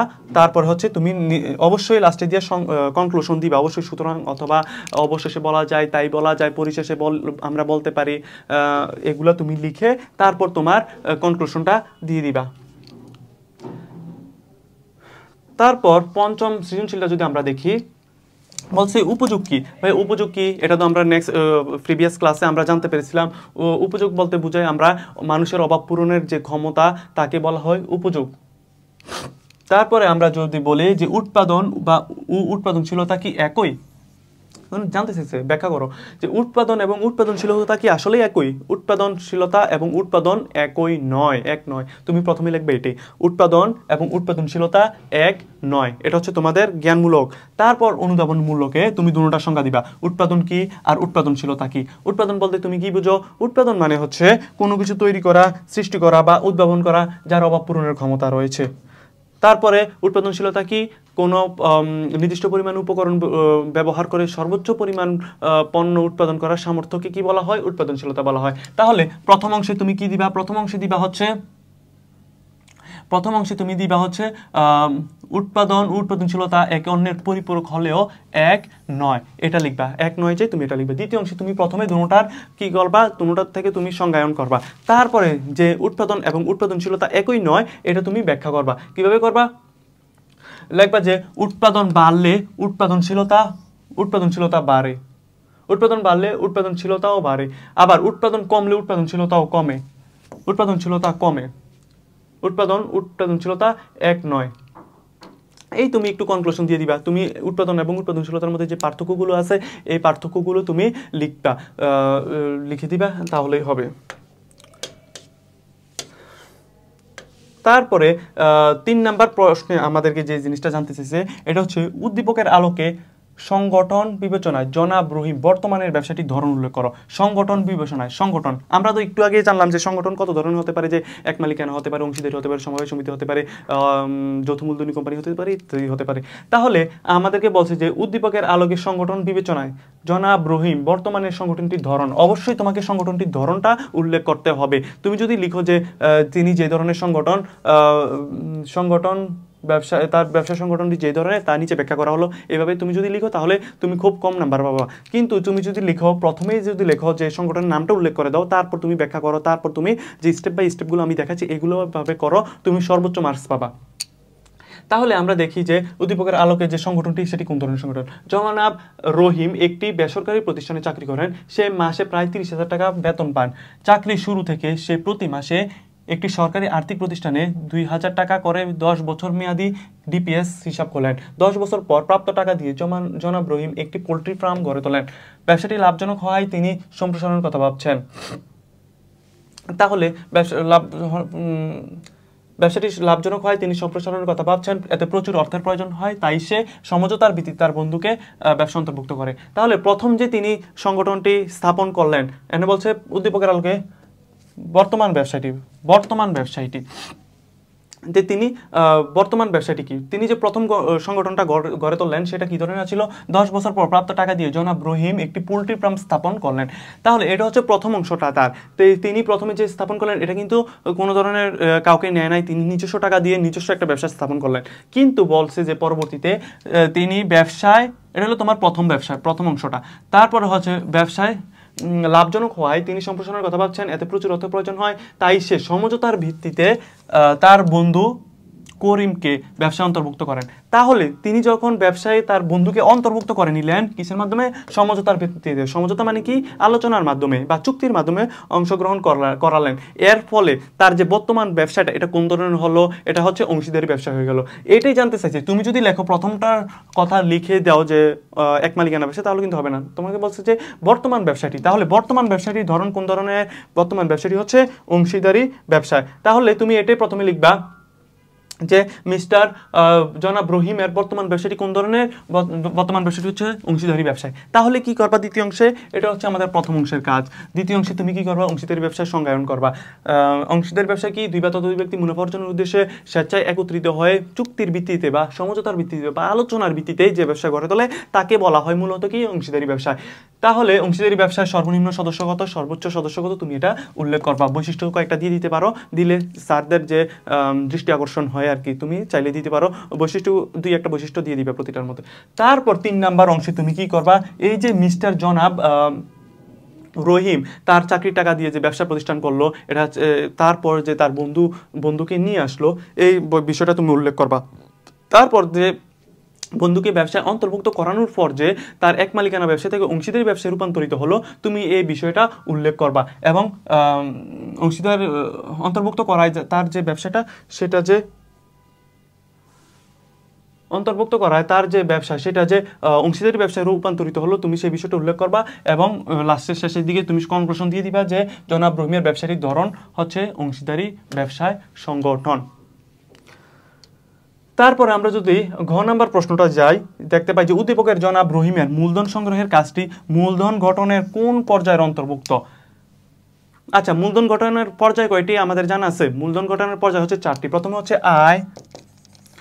আয়, তারপর হচ্ছে সঞ্চয়, তারপর হচ্ছে সঞ্চয় সংগ্রহ,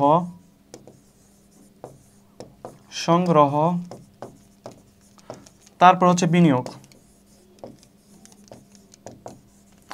আচ্ছা, এখন আমরা জানি এই 4টা 1 2 3 4, এই 4টা হচ্ছে আমাদের মূলত কি মূলধন সংগঠনের পর্যায়, মূলধন গঠনের পর্যায়। তাহলে বলছে যে উদ্দীপকের জনাব রহিমের মূলধন সংগ্রহের কাজটি কোন মূলধন গঠনের কোন পর্যায়ের অন্তর্ভুক্ত। মূলধন গঠনের পর্যায় হচ্ছে 4টি। তাহলে আমরা যদি দেখি, তিনি কি করলেন, চাকরি শুরু থেকে প্রতি মাসে একটি ডিপিএস হিসাব খোলেন, 10 বছর পর প্রাপ্ত টাকা দিয়ে জনাব রহিম একটি পোল্ট্রি ফার্ম স্থাপন করলেন। তাহলে আমরা দেখতেছি যে তিনি প্রথমে আয় করছেন, যে 30,000 টাকা আয় পাচ্ছে, তারপর কি করছে, সঞ্চয় করছে, যে সঞ্চয় করলো, তারপর সঞ্চয়টা সংগ্রহ করলে কিন্তু পোল্ট্রি ফার্ম স্থাপন করলেন, সংগ্রহ করার পর কি করলেন, বিনিয়োগ করলেন, অর্থাৎ যে তার সঞ্চিত অর্থটা এটা কি করলেন, মূলধনে রূপান্তরিত করলেন। এটাই বলছে যে আমাদের কাজ। তাহলে তার কোন অংশ, যে সর্বশেষ অংশটা, সেটা হচ্ছে বিনিয়োগ, তুমি লিখতে পারো। আবার তুমি যদি চাও যে তার সঞ্চিত অর্থ থেকে মূলধনে রূপান্তর, সেটা লিখলেও তোমার হয়ে যাবে। তাহলে এখানে লিখছে যে জনাব রহিম মূলধন সংগ্রহের কাজটি মূলধনের আর্থিক সঞ্চয়কে মূলধনে রূপান্তর পর্যায়ের অন্তর্ভুক্ত। তাহলে আমরা যে প্রথম কি লিখব, জ্ঞানমূলকের অংশটা লিখবো 1 নম্বরে। তারপর 2 নম্বরে কি লিখবো, 2 নম্বর অংশে আমরা যেটা লিখবো যে মূলধন গঠনের যে পর্যায়গুলো আছে এগুলো লিখবো। প্রথম কি আয়, তারপরে হচ্ছে সঞ্চয় সংগ্রহ, তারপর হচ্ছে বিনিয়োগের আরেকটা নাম তুমি দিতে পারো সঞ্চিত অর্থকে মূলধনে রূপান্তর। তারপর যে জনাব রহিম যে কাজটা করলো, কিভাবে মূলধনটাকে সংগ্রহ করলো, যে তিনি মাসে এত হাজার টাকা বেতন পান, তারপর 10 বছর মেয়াদি একটা ডিপিএস করলেন, ডিপিএস এ প্রতি মাসে 2000 টাকা করে জমা রাখেন। তারপর যে তিনি কি করলেন, তার সঞ্চিত অর্থটাকে সংগ্রহ করে তিনি পোল্ট্রি ফার্ম স্থাপন করলেন, অর্থাৎ সঞ্চিত অর্থকে মূলধনে রূপান্তর করলেন। তারপর তুমি কি করবা, এটা হচ্ছে তোমার উদ্দীপক থেকে সরাসরি নিয়ে আসা। তারপর তুমি ব্যাখ্যা করবা যে তার এই যে এই কাজটা, এটা কোন ধরনের সংগঠনের মূলধন গঠনের কোন পর্যায়ে, বা লাস্টের যে চতুর্থ পর্যায়টা আছে, এই সর্বশেষ পর্যায়টা তুমি কিভাবে দেখো সেটা ব্যাখ্যা করবা। ব্যক্তিগত সঞ্চয়কে বিনিয়োগে মূলধনে রূপান্তর করা গেলে তাকে মূলধন গঠনের প্রক্রিয়াটি সম্পূর্ণ হয়। তুমি এভাবে লিখবা, আয় বা সঞ্চয় বিনিয়োগের না করলে এটিকে মূলধন বলা যায় না। উদ্দীপক জনাব রহিম তার ডিপিএস সঞ্চিত অর্থ বিনিয়োগ করেন, এর ফলে মূলধন গঠিত হয়েছে এবং সুতরাং তাই, অথবা পরিশেষে বলা যায় যে তিনি মূলধন গঠনের আর্থিক মূলধনকে মূলধনে রূপান্তর, অথবা তুমি এটার জায়গায় লিখতে পারো বিনিয়োগে রূপান্তর করলেন, এভাবেও তুমি লিখতে পারো।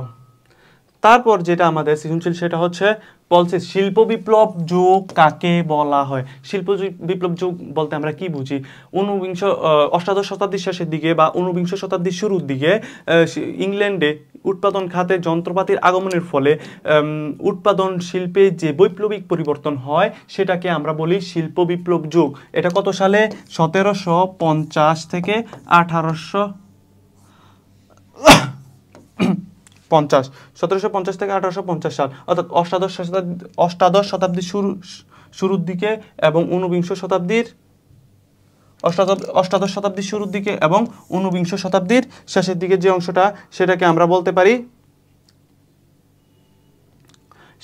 বলতে পারি কি উৎপাদন যুগ। তাহলে উৎপাদন যুগ কি? উৎপাদন ব্যবস্থায় আমূল পরিবর্তন হওয়ায় 1750 সাল থেকে 1850 সাল পর্যন্ত সময়কে শিল্প বিপ্লবের যুগ বলা হয়। এভাবেও লিখতে পারো, অথবা তুমি যদি লিখতে চাও যে অষ্টাদশ শতাব্দীর শুরুর দিকে এবং ঊনবিংশ শতাব্দীর শেষের দিকে উৎপাদন খাতে যে বৈপ্লবিক পরিবর্তন হয় তাকে আমরা মূলত কি বলি? কি উৎপাদন অথবা শিল্প বিপ্লবের যুগ বলে থাকি।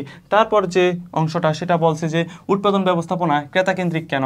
আচ্ছা, উৎপাদন ব্যবস্থাপনা কেন ক্রেতাকেন্দ্রিক? ক্রেতাকেন্দ্রিক বলতে বোঝায় ক্রেতাদের প্রয়োজন, চাহিদা, অভাব অনুযায়ী পণ্য উৎপাদন করাকে আমরা ক্রেতাকেন্দ্রিকতা বলি। তাহলে উৎপাদন ব্যবস্থাপনা কি আগে আমরা সংজ্ঞায়ন করব। তাহলে উৎপাদন ব্যবস্থাপনা কেন ক্রেতাকেন্দ্রিক সে বিষয়টা আমরা ব্যাখ্যা করব। উৎপাদন ব্যবস্থাপনা কি? কোনো পণ্য উৎপাদন করার জন্য পরিকল্পনা, তারপরে উপকরণাদি সংগ্রহণ, তারপরে কি করা, কর্মী সংস্থান, নির্দেশনা, প্রেষণ, সমন্বয়, নিয়ন্ত্রণ সংক্রান্ত কাজকে উৎপাদন ব্যবস্থাপনা বলা হয়। অর্থাৎ উৎপাদন সংক্রান্ত ব্যবস্থাপনাকে আমরা বলি উৎপাদন ব্যবস্থাপনা। এটা তুমি সংজ্ঞায়ন করবা প্রথম অংশে। দ্বিতীয় অংশে গিয়ে কি করবা? সাধারণত উৎপাদনের ক্ষেত্রে কি করা হয়? ক্রেতাদের পছন্দ, তাদের অভাব, তাদের চাহিদা অনুযায়ী পণ্য উৎপাদন করা হয়। যেহেতু ক্রেতাকে এখানে প্রাধান্য দেওয়া হচ্ছে উৎপাদন ক্ষেত্রে, তাহলে উৎপাদন ব্যবস্থাপনাকে আমরা ক্রেতাকেন্দ্রিক বলতে পারি। তুমি এই বিষয়টাই তুমি এখানে উল্লেখ করবা যে ক্রেতাদের প্রয়োজন, চাহিদা অনুযায়ী প্রত্যেক ক্রেতার চাহিদা এবং প্রয়োজনে ভিন্নতা দেখা যায়। ক্রেতাদের চাহিদা এবং প্রয়োজনের ভিন্নতাকে বিবেচনা করে উৎপাদন ও বিপণন কর্মকাণ্ড পরিচালিত হয়, ক্রেতা সন্তুষ্টি অর্জন সম্ভব। তাই বলা যায় বর্তমান উৎপাদন ব্যবস্থাকে ক্রেতাকেন্দ্রিকতা বলা হয়। তুমি এটা লিখে দিতে পারো। তারপর যে তৃতীয় অংশটা আমাদেরকে বলছে কাদের কোন ধরনের শ্রমের গতিশীলতা সৃষ্টি করেছে। কাদের কোন ধরনের শ্রমের গতিশীলতা সৃষ্টি করেছেন আমরা একটু দেখি। জনাব কাদের গাজীপুরে আচ্ছা, আমরা যদি আগে দেখি শ্রমের গতিশীলতা কয় ধরনের। একটা হচ্ছে পেশাগত, শিল্পগত,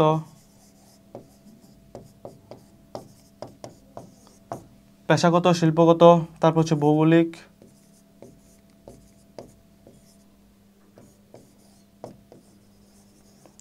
তারপরে হচ্ছে স্তরগত। এই চার ধরনের আমাদের হচ্ছে শ্রমের গতিশীলতা রয়েছে। পেশাগত শ্রমের গতিশীলতা, শিল্পগত শ্রমের গতিশীলতা, ভৌগোলিক শ্রমের গতিশীলতা, আর একটা হচ্ছে স্তরগত শ্রমের গতিশীলতা। এই চারটার মধ্যে কোনটা পড়ছে আমরা একটু দেখে নেই। কাদের গাজীপুর ভেলভেট ফ্যাশন কারখানায় কর্মরত একজন শ্রমিক মালিক তার কাজে সন্তুষ্ট হয়ে সুপারভাইজার পদে পদোন্নতি দেন। তাহলে আমরা দেখতে পাচ্ছি স্তরগত যে গতিশীলতা রয়েছে সেখানে আমরা কি দেখতে পাচ্ছি? কোনো প্রতিষ্ঠানের একটা স্তর থেকে, অর্থাৎ একটা পদ থেকে যখন উপরের পদ বা পরবর্তী পদে পদোন্নতি পায় সেটাকে আমরা বলি স্তরগত শ্রমের গতিশীলতা। এখানে প্রথমে তুমি এটাই দিবা যে উদ্দীপকের কাদের স্তরগত শ্রমের গতিশীলতা সৃষ্টি করেছেন। এটা তুমি প্রথম অংশে দিবা যে স্তরগত শ্রমের গতিশীলতা সৃষ্টি হয়েছে। তারপরে তুমি স্তরগত শ্রমের গতিশীলতা কাকে বলে সেটা তুমি লিখবা। তারপর যে অংশটা তৃতীয় অংশে তুমি কি লিখবা? তৃতীয় অংশে তুমি লিখবা হচ্ছে কাদের যে উদ্দীপকের অংশটা, তুমি এটা উদ্দীপকের অংশটা সরাসরি নিয়ে আসবা যে কাদের গাজীপুর ভেলভেট ফ্যাশন কারখানায় কর্মরত একজন শ্রমিক মালিক তার কাজে সন্তুষ্ট হয়ে সুপারভাইজার পদ থেকে পদে পদোন্নতি দেন। এই যে এক পদ থেকে যখন অন্য পদে পদোন্নতি দেয় একই প্রতিষ্ঠানে, তখন আমরা সেটাকে বলি স্তরগত শ্রমের গতিশীলতা। সুতরাং আমরা যে দেখতে পাচ্ছি কাদেরের ক্ষেত্রে যে শ্রমের গতিশীলতা সৃষ্টি হয়েছে সেটাও মূলত কোন ধরনের শ্রমের গতিশীলতা? সেটা হচ্ছে স্তরগত শ্রমের গতিশীলতা। তাহলে আমরা যদি চতুর্থ অংশ দেখি, উদ্দীপকে উল্লিখিত সমস্যার সমাধানে করণীয়। উদ্দীপকে কি ধরনের সমস্যা হয়েছে আমরা যদি একটু দেখি, সেটা হচ্ছে প্রতিষ্ঠানটিতে উন্নত মানের পণ্য সামগ্রী উৎপাদিত হওয়ায় বিদেশ থেকে পণ্যের চাহিদা ব্যাপকভাবে বাড়ে। এই কারণে তিনি ব্যবসার সম্প্রসারণে আগ্রহী, কিন্তু বর্তমানে প্রতিষ্ঠানটি মজুরি বাড়ানোর দাবিতে শ্রমিক অসন্তোষ দেখা দিয়েছে। এখন হচ্ছে শ্রমিক অসন্তোষ দেখা দিয়েছে। তাহলে এই শ্রমিক অসন্তোষ দেখা দিয়েছে, এখন আমাদের কি ধরনের সমাধান করতে হবে? আমাদেরকে হচ্ছে উদ্দীপক উল্লিখিত সমস্যার সমাধানে করণীয়। আমাদেরকে হচ্ছে যে একটা সমস্যা দেখা দিচ্ছে এটা হচ্ছে শ্রমিক অসন্তোষ। এই অসন্তোষ সমাধানে আমরা কি করতে পারি এটা আমাদেরকে মতামত দিতে বলা হয়েছে। তাহলে আমরা কি করব? আমরা বলবো শ্রমিকদের সাথে আলোচনার মাধ্যমে বিষয়টি সমাধান করার চেষ্টা করা যেতে পারে। এখানে বলছে যে মালিক শ্রমিক পক্ষের সমঝোতা বা আলোচনা, মালিক এবং শ্রমিক পক্ষের যে সমঝোতা বা আলোচনা, এটার মাধ্যমে আমরা কি করতে পারি, সমাধান করার চেষ্টা করার জন্য আমরা কি দিব, পরামর্শ দেব। তাহলে প্রথম অংশে আমরা কি দিব, যে আমরা কি ধরনের সমাধান হতে পারে এই সমাধানের বিষয়টা আমরা উল্লেখ করব, মালিক ও শ্রমিক পক্ষের সমঝোতা। তারপর যে অংশটা সেটা আমরা দ্বিতীয় অংশে আমরা এই যে আমরা বললাম যে মালিক এবং শ্রমিক পক্ষের সমঝোতাটা কিভাবে হয় সেটা আমরা লিখব। যেমন কোনো যদি মতের মতানৈক্য হয় বা ধরো একজন একক মত থাকে, তাহলে মূলত তাদেরকে সমঝোতায় নিয়ে আসতে হয়। এইভাবে কি হয়, তাদের যে আপকামিং যে সমস্যাটা আছে, সামনে যে সমস্যাগুলো হবে, এই সমস্যা থেকে উত্তরণের আমরা উপায় পেয়ে থাকি। তাহলে এই উপায় পাওয়ার জন্য কি করতে হবে, মালিক এবং শ্রমিক পক্ষের মধ্যে যে সমঝোতা বা আলোচনাটা আছে, এই আলোচনাটা করতে হবে। দ্বিতীয় অংশে আমরা লিখবো। তৃতীয় অংশে আমরা যে অংশটা লিখবো, এই যে প্রতিষ্ঠানে যে সমস্যাটা দেখা দিয়েছে, এই সমস্যাটা আমরা কি করব, উল্লেখ করব, সমস্যাটার কথা উল্লেখ করব। উদ্দীপক থেকে আমরা হুবহু নিয়ে আসবো, এখান থেকে উদ্দীপক থেকে নিয়ে আসবো যে উৎপাদন বৃদ্ধি পাওয়ায় প্রতিষ্ঠান চাহিদা ব্যাপকভাবে বাড়তে থাকে, এই কারণে তিনি ব্যবসা সম্প্রসারণের কথা ভাবছেন, কিন্তু বর্তমানে প্রতিষ্ঠানটি মজুরি বাড়ানোর দাবিতে শ্রমিক অসন্তোষ দেখা দিয়েছে। এই বিষয়গুলো আমরা তৃতীয় অংশে আনবো। চতুর্থ অংশে আমরা গিয়ে আনবো যে এই যে শ্রমিকদের সাথে সমঝোতার মাধ্যমে তাদের প্রয়োজনগুলো, তাদের অভাবগুলো, তাদের যে আর্থিক সমস্যাগুলো, এগুলো নিয়ে যদি মালিক পক্ষ শ্রমিক পক্ষের সাথে আলোচনা করার মাধ্যমে তাদের যে দাবিগুলো, এই দাবিগুলো পূরণের মাধ্যমে কি করতে পারে, এই সমস্যাটা সমাধান করার চেষ্টা করতে পারে। দুই পক্ষই লাভবান হবে। যুক্তি এবং বাস্তবতা বিবেচনা করে এমন একটি মজুরি কাঠামো তৈরি করা যেন দুজনের লাভবান হয়, এমন একটা পদ্ধতি স্থাপন করে। বাস্তবধর্মী দাবি মেনে নেওয়া এবং অনৈতিক দাবি পরিহার করে মজুরি নির্ধারণ করতে হবে, আর সমঝোতা ছাড়া এগুলো সম্ভব নয়। এসব কারণে যে আমি মনে করি অথবা তুমি মনে করো, তুমি যখন লিখবে আমি মনে করি দুই পক্ষের মধ্যে সমঝোতার মাধ্যমে সমস্যার সমাধান করা সম্ভব। কনক্লুশনের মধ্যে এটা দিবা, নিচের অংশটা কনক্লুশনের মাধ্যমে দিয়ে সমাপ্তি করবা। প্রথম অংশ তোমাদের হচ্ছে যে প্রশ্নটা বোঝা, কি বলছে, যে প্রশ্নটা কোত্থেকে করতেছে, এই প্রশ্নটা বোঝা। তারপর হচ্ছে উদ্দীপকটা ভালোভাবে পড়া এবং প্রশ্নটা বোঝা। যদি তুমি প্রশ্নটা বুঝে যাও, তাহলে বাকি প্রশ্নগুলোর উত্তর খুব ইজিলি দিতে পারবা। তারপরে আমাদের সপ্তম প্রশ্ন যেটা বলছে উৎপাদন ব্যবস্থাপনা কি। একটু আগে যেটা বললাম, উৎপাদন সংক্রান্ত ব্যবস্থাপনা কি উৎপাদন ব্যবস্থাপনা বলে, এটা হচ্ছে একেবারেই শর্টকাট।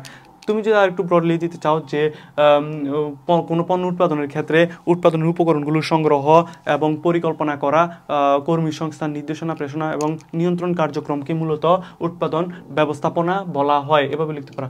সেবা পচনশীল কেন? সেবাকে পচনশীল, সেবা পচনশীল বলতে যে গলে পচে নষ্ট হয়ে যাবে এমনটা না। সেবা মানে হচ্ছে তুমি যদি যথাসময়ে সেবাটা না নাও, এটার উপযোগিতা এমনিতেই শেষ হয়ে যাবে। এটাকে বলা হচ্ছে সেবার পচনশীলতা। আচ্ছা, প্রথমে ব্যাখ্যা করতে বলছি সেবাটা কি। সেবাটা কি প্রথমে আমরা সেবার সংজ্ঞা দেব, তারপর কেন সেবা পচনশীল এই বিষয়টা আমরা 2 নম্বর পয়েন্টে আমরা সংজ্ঞান করব। সেবা কি? সেবা হচ্ছে মানুষের প্রয়োজন বা অভাব পূরণের সামর্থ্য রাখে এমন যে কোনো কাজ, সুবিধা বা তৃপ্তিকে আমরা কি বলতে পারি, সেবা বলতে পারি। তাহলে সেবা কেন পচনশীল, দ্বিতীয় পয়েন্টে আমরা এই বিষয়টা উল্লেখ করব। সেবা এমন একটি বিষয় যা সংরক্ষণ করা যায় না। আচ্ছা, সেবা কি সংরক্ষণ করা যায়? সেবা কখনো সংরক্ষণ করা যায় না। যেমন কেউ যদি বাংলাদেশ, দেখো তুমি যদি এখন এখান থেকে কক্সবাজার যাবা, আজকের একটা টিকিট কিনলা, তুমি কোনো কারণে আজকে গেলা না, তাহলে কি হবে, এই যে তোমার সিটটা এটা কিন্তু ফাঁকে যাবে, এই সিটে কেউ বসবে না বা ব্যবহার হবে না। আবার তুমিও কক্সবাজার যেতে পারছো না নিজের সমস্যার কারণে। পরবর্তী দিন তুমি কি চাইলে যে এই টিকিটটা দিয়ে এই বাসে করে যেতে পারবা? চাইলে পারবা না। কেন? তোমার যে নির্দিষ্ট সময়, এই সময়ের জন্য তোমার এই টিকিটটা বিক্রি করা হয়েছিল। তুমি যদি না যাও, এটার উপযোগিতা এমনিতে শেষ হয়ে যাবে। তো পরবর্তী দিন যেতে চাইলে আবার নতুন করে তোমার সেবার জন্য টিকিট কিনতে হবে। তাহলে আমরা বুঝতে পারি যে যথাসময়ে যে সেবাটা, এটা না নিলে এটার উপযোগিতা এমনিতে শেষ হয়ে যায়। এছাড়াও হোটেলে কক্ষ খালি থাকা, সিনেমা হল খালি আসন প্রভৃতি সেবা পচনশীলতা প্রকাশ করে। অথবা সেবার পচনশীলতা এখানে বলতেছে সেবার যে উপযোগিতা এটা অটোমেটিক শেষ হয়ে যায়, এটাকে বলা হচ্ছে। এবং সুতরাং বলবা তুমি যে সেবা পচনশীল। তারপর 3 নম্বর প্রশ্ন আমাদের যে বলো জনাব শামসুলের কাজটি উৎপাদন কোন উপাদানের অন্তর্ভুক্ত। জনাব শামসুলের কাজটি কি আমরা একটু দেখি। জনাব শামসুল একটি সরিষার তেলের মিল আছে। তিনি দেশের বিভিন্ন অঞ্চল থেকে সরিষা সংগ্রহ করে উন্নত মানের তেল সংগ্রহ ও বিক্রি করেন। কয়েক বছরের মধ্যে প্রতিষ্ঠানটি বিক্রি বেড়ে যায়, ফলে তিনি উৎপাদন বাড়ানোর সিদ্ধান্ত নেয়। আচ্ছা, তার কি রয়েছে? মিল রয়েছে, সরিষার তেলের মিল। তাহলে আমরা বুঝি যে উৎপাদনের, দেখো তার সরিষার তেলের মিল রয়েছে, তিনি দেশের বিভিন্ন স্থান থেকে সরিষা সংগ্রহ করে উন্নত মানের তেল উৎপাদন এবং বিক্রি করে। কয়েক বছরের মধ্যে প্রতিষ্ঠান বেড়ে যায়, তিনি উৎপাদন বাড়ানোর সিদ্ধান্ত নেন। তিনি আবার সিদ্ধান্ত নিতেছেন, তিনি ব্যাংক ঋণ নিয়ে উচ্চ ক্ষমতা সম্পন্ন মেশিন কেনেন এবং কয়েকজন শ্রমিক নিয়োগ দেন। তাহলে আমরা যদি দেখি জনাব শামসুল কি কাজটি করতেছে, তিনি একদিকে যেমন ব্যবসায় প্রতিষ্ঠানটা অর্থাৎ মিল ফ্যাক্টরিটা এটা স্থাপন করলেন, তারপর দেশের বিভিন্ন অঞ্চল থেকে কি করলেন, উন্নত মানের তেল সরিষা সংগ্রহ করে তেল উৎপাদন করলেন। তারপরে আবার দেখা যাচ্ছে উৎপাদন বেড়ে যাওয়ায় মূলধনের যোগান দিলেন। মূলধন কিভাবে? ঋণ নিয়ে মূলধনের যোগান দিলেন। তারপর আবার শ্রমিক নিয়োগ দিলেন অর্থাৎ শ্রম নিয়োগ দিলেন। এই যে কাজগুলো, এগুলো আমরা দেখতেছি যে একদিকে ভূমি, একদিকে শ্রম, একদিকে মূলধন, সবগুলোই তিনি সংগ্রহ করতেছেন। তাহলে আমরা এটা কোন ধরনের উপকরণ বলতে পারি? এটা হচ্ছে সংগঠন। ভূমি, শ্রম এবং মূলধন এই তিনটেই একত্রিত করে যে কাজটা করে তার নাম হচ্ছে সংগঠন। সংগঠন কি করে? প্রতিষ্ঠানের উৎপাদন বৃদ্ধির লক্ষ্যে মূলধনও সংগ্রহ করে, ভূমিও সংগ্রহ করে, যন্ত্রপাতি বা শ্রমও সংগ্রহ করে। এগুলা সবগুলোই হচ্ছে সংগঠনের অন্তর্ভুক্ত। তাহলে মিস্টার জনাব শামসুল যে কাজটি করতেছেন এটি মূলত কোন উপাদানের অন্তর্ভুক্ত ভাইয়া? এটা হচ্ছে উৎপাদনের সংগঠনের অন্তর্ভুক্ত। তাহলে আমরা প্রথমে কি দিব? প্রথমে যে জ্ঞানমূলকটা দিব যে জনাব শামসুলের কাছে উৎপাদনের সংগঠনের অন্তর্ভুক্ত, এটা প্রথমেই লিখবো। তারপর 2 নম্বরে লিখবো সংগঠন এর অন্তর্ভুক্ত। তারপর 2 নম্বরে সংগঠন কি তার আমরা সংজ্ঞায়ন করব। 3 নম্বরে গিয়ে তিনি যে কাজগুলো করতেছেন, তিনি যে মিল ফ্যাক্টরিটা স্থাপন করলেন, তারপরে যে দেশের বিভিন্ন জায়গা থেকে সরিষা সংগ্রহ করে নিয়ে আসতেছেন, সরিষা উৎপাদন করতেছেন, তারপর কি করতেছেন, মূলধন উৎপাদন বেড়ে যাওয়া মূলধন নিয়ে আসলেন, মূলধন সংগ্রহ করলেন, শ্রমের যোগান দিলেন। এই যে সবগুলো কাজ যে করে তাকে বলা হয় সংগঠক। আর এই সংগঠকের কাজ হচ্ছে এগুলো, আর এটাকে আমরা বলি, এই কাজের সমষ্টিকে বলি আমরা সংগঠন। তাহলে জনাব মিস্টার শামসুলের কাজটি কি? কিসের উপাদান? সংগঠন উপাদানের অন্তর্ভুক্ত। তারপরে চতুর্থ অংশটা যদি আমরা দেখি, অতিপক্ষে জনাব শামসুল ব্যাংক ঋণ গ্রহণ কতটা যৌক্তিক?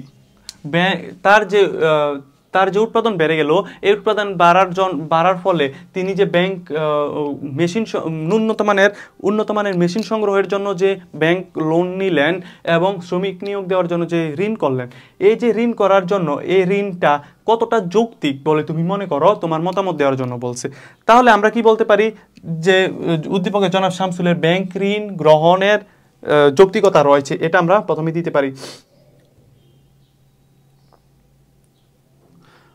আমরা এটা দিতে পারি যে জনাব শামসুল ব্যাংক থেকে ঋণ নেওয়া প্রতিষ্ঠানের মূলধন এবং শ্রম বাড়ান, যা সম্পূর্ণ যৌক্তিক। তুমি এই যৌক্তিকতাটাই তুমি উল্লেখ করবা, এটা যে যৌক্তিক এই যৌক্তিকতাটা উল্লেখ করবা। তারপর হচ্ছে মূলধনের সংজ্ঞাটা দিবা এবং মূলধনের সংজ্ঞাটা দিবা, কিভাবে মূলধন বৃদ্ধি পায়, উৎপাদন বাড়লে কিভাবে মূলধন বাড়ে, এটা তুমি সংজ্ঞায়ন করবা। তারপর 3 নম্বর অংশে তুমি যেটা করবা, 3 নম্বর অংশে গিয়ে তুমি উদ্দীপক থেকে সরাসরি নিয়ে আসবা তার সমস্যাগুলো, তার যে শামসুল যে প্রতিষ্ঠানটা আছে সেটাই যে উৎপাদন বৃদ্ধি পাওয়ার পর যে সে সিদ্ধান্ত নিল যে কি করবে, উন্নত মানের মেশিন সংগ্রহ করবে। এই উন্নত মানের মেশিন সংগ্রহ করার জন্য যে মূলধন প্রয়োজন, তাহলে তার কি করতে হবে?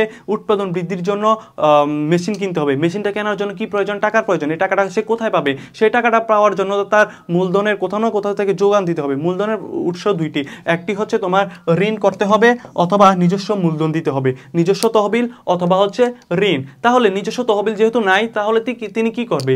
তিনি কি উৎপাদন বাড়ানো বন্ধ করে দিবে, নাকি নতুনভাবে ঋণ নেওয়ার চেষ্টা করবে? অবশ্যই ঋণ নিয়ে তার উৎপাদন বৃদ্ধি করবে। তাহলে তুমি এটাই লিখবা যে যেহেতু তার উৎপাদন বৃদ্ধি পেয়েছে, উৎপাদনের জন্য নতুন মেশিন কিনতে হবে, এই নতুন মেশিন কেনার জন্য মূলধনের প্রয়োজন। আর মূলধনের উৎস যেহেতু দুইটি, একটি হচ্ছে নিজস্ব অর্থায়ন আর একটি হচ্ছে ঋণ গ্রহণ। যেহেতু নিজস্ব অর্থায়নের স্বল্পতা রয়েছে, তাহলে ঋণ গ্রহণের যৌক্তিকতা এখানে বেশি, এবং তুমি শেষ মুহূর্তে তুমি কি দিবা, কনক্লুশন দিয়ে দিবা। তাই প্রতিষ্ঠানটি বেশি পরিমাণে পণ্য বিক্রয় এবং মুনাফা অর্জন করতে পারবে, এভাবে প্রতিষ্ঠানটি তার কার্যক্রম আরও সম্প্রসারিত করতে পারবে। তাই বলা যায় জনাব শামসুলের ব্যাংক ঋণ নেওয়া সিদ্ধান্তটি যথার্থ বলে আমি মনে করি। এভাবে তুমি কনক্লুশন দিয়ে দিবা। তারপরে 8 নম্বরে যেটা আছে, মিস্টার সংগঠন কাকে বলে। প্রথমে বলছে যে সংগঠন কি, সংগঠন কাকে বলে। সংগঠন মানে হচ্ছে উৎপাদনের উপকরণগুলোর সংগ্রহ এবং তা কোনো নির্দিষ্ট লক্ষ্য অর্জনের জন্য উৎপাদনের উপকরণগুলোর সংগ্রহ এবং তা কাজে লাগানোর প্রয়াসকে মূলত বলা হয় সংগঠন বলা হয়। এনে কিভাবে লিখছে যে উৎপাদনের উদ্দেশ্যে ভূমি, শ্রম, মূলধনের আনুপাতিক সংগ্রহ, সংযোজন এবং উৎপাদনে বিনিয়োগ করার উদ্যোগ বা প্রচেষ্টাকে মূলত বলা হয় সংগঠন।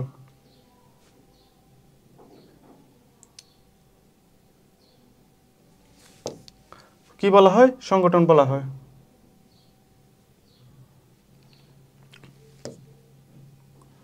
সংগঠন বলা হয়।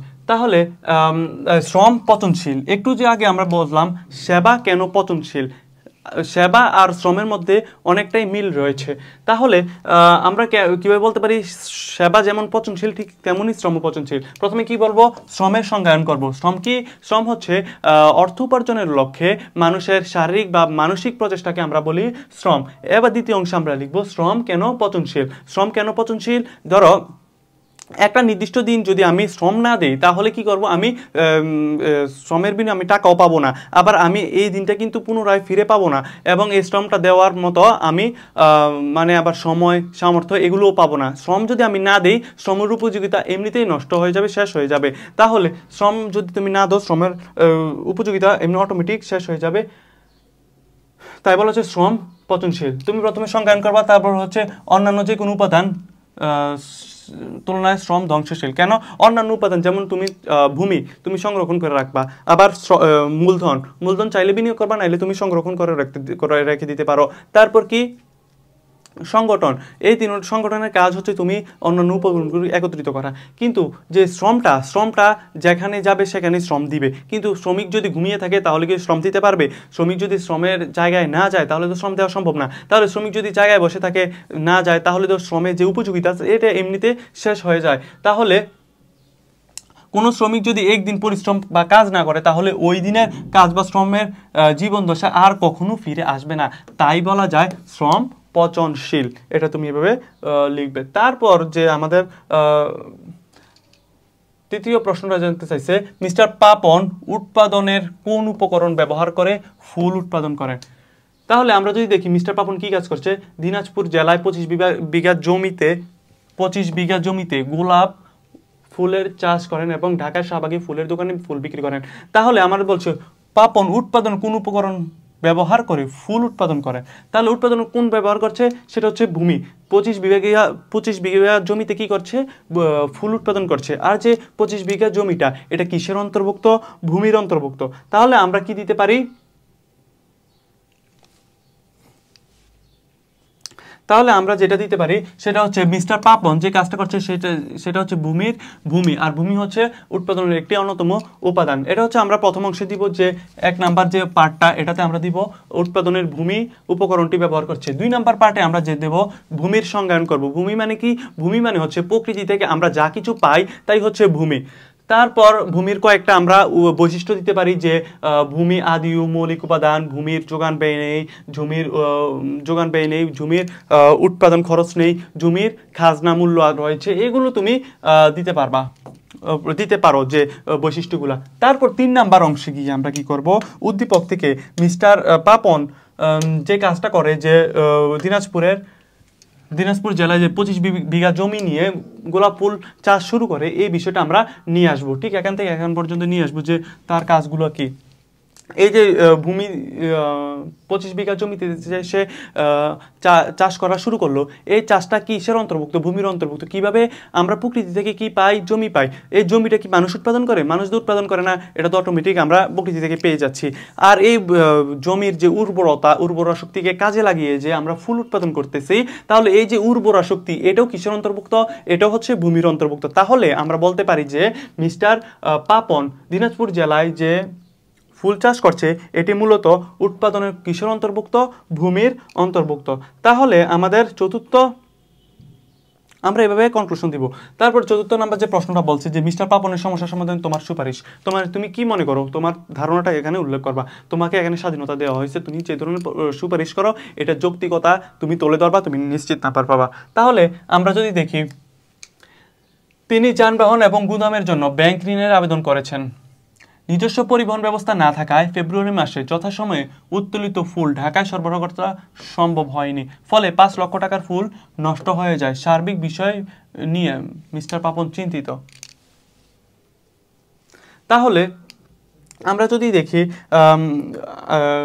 মিস্টার পাপনের সমস্যাটা সমাধান করার যে উপায়গুলো, আমরা এগুলো কিভাবে পাবো, এগুলো পাওয়ার জন্য আমরা কি করতে হবে, আমাদের যথাযথ মূলধন সংগ্রহ করতে হবে, মূলধন সংস্থাপন করতে হবে। তাহলে আমরা প্রথম যে অংশটা, চতুর্থ প্রশ্নের প্রথম অংশে আমরা কি দেব, তার যে মূলধন সংগ্রহ, এই মূলধন সংগ্রহের বা মূলধন সংস্থাপনের ব্যবস্থাটা যে করে তার সমস্যা সমাধান করতে পারে, এই বিষয়টা আমরা নিয়ে আসবো। তাহলে আমরা লিখবো যে মিস্টার পাপন সমস্যা সমাধানে মূলধন সংস্থাপন করা প্রয়োজন বলে আমি মনে করি, এই অংশটা লিখবা। দ্বিতীয় অংশে যে মূলধন কি এই বিষয়টা আমরা লিখবো, মূলধন আসলে কি, মূলধনের বৈশিষ্ট্যগুলো কি, এই বিষয়টা আমরা 2 নম্বর অংশে লিখবো। 3 নম্বর অংশে এই যে মিস্টার পাপন যে সমস্যা ফেস করতেছে, এই সমস্যাগুলো আমরা 3 নম্বর অংশে নিয়ে যাব, 3 নম্বর অংশে নিয়ে আসবো। যে কি কি সমস্যা ফেস করতেছে, তিনি সাম্প্রতিক যানবাহন ও গুদামের জন্য ব্যাংক ঋণের জন্য আবেদন করেন। নিজস্ব পরিবহন না থাকায়, এখান থেকে নিজস্ব পরিবহন না থাকায় ফেব্রুয়ারি মাসে যথাসময়ে উত্তোলিত ফুল ঢাকায় সরবরাহ করা সম্ভব হয়নি, ফলে 5 লক্ষ টাকার ফুল নষ্ট হয়ে যায়। সার্বিক বিষয় নিয়ে তিনি চিন্তিত। এই যে বিষয়গুলো, এটা আমরা 3 নম্বর পয়েন্টে নিয়ে আসবো। 4 নম্বর পয়েন্টে আমরা কি আনবো, 4 নম্বর পয়েন্টে আমরা আনবো হচ্ছে ব্যাখ্যা করব, আমার সুপারিশ তুলে ধরবো যে মূলধন যোগান দেওয়ার ফলে আমরা কি কি কাজ করতে পারি। মূলধন যথেষ্ট পরিমাণ মূলধন যদি আমরা নিয়ে আসতে পারি, তাহলে আমরা কি করতে পারবো, আমরা পরিবহনের জন্য হয়তো একটা ট্রাক অথবা ভ্যান বা ঢাকায় নিয়ে আসার জন্য যে যানবাহনটা খুব দ্রুত নিয়ে আসতে পারে, এই যানবাহনটা আমরা ক্রয় করতে পারবো। তাহলে আমরা কি করব, পর্যাপ্ত পরিবহনের ব্যবস্থা করতে পারবো, আবার গুদামের ব্যবস্থা করতে পারবো। যথাসময়ে যদি আমরা নিয়ে আসতে ব্যর্থ না হই, সেই জন্য আমরা যে জায়গাটা, ধরো যে দিনাজপুরে যেখানে ফুলটা উৎপাদন করছে, সেই জায়গায় যদি আমরা এটা সংরক্ষণ করতে পারি গুদামজাতকরণের মাধ্যমে, তাহলে আমরা কি করতে পারবো, মৌসুমি ফুলটা আমরা সারা বছর সাপ্লাই দিতে পারবো। এতে করে আমাদের যে ঘাটতি মৌসুমে ন্যায্য ফুলের সর্বোচ্চ মূল্য আদায় আমরা কি করতে পারবো, যথেষ্ট মূল্য আদায় করতে পারবো। তাহলে আমরা 2টা কাজ করতে পারি মূলধনের দ্বারা। মূলধন দিয়ে আমরা গুদামের মাধ্যমে সংরক্ষণের ব্যবস্থা করতে পারি, আবার পরিবহনের মাধ্যমে খুব সহজে ঢাকায় পণ্যটা পৌঁছে দিতে পারি। তাহলে পরিবহনের মাধ্যমে উত্তোলিত ফুল যথাসময়ে ঢাকায় সরবরাহ করা সম্ভব হবে। এছাড়া গুদামে সংরক্ষণের মাধ্যমে ফুলের গুণাগুণ বজায় থাকবে।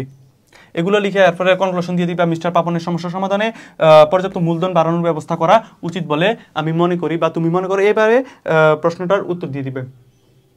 তারপর যে প্রশ্নটা আছে, এটা বলছে ব্যবসায় জোট কি।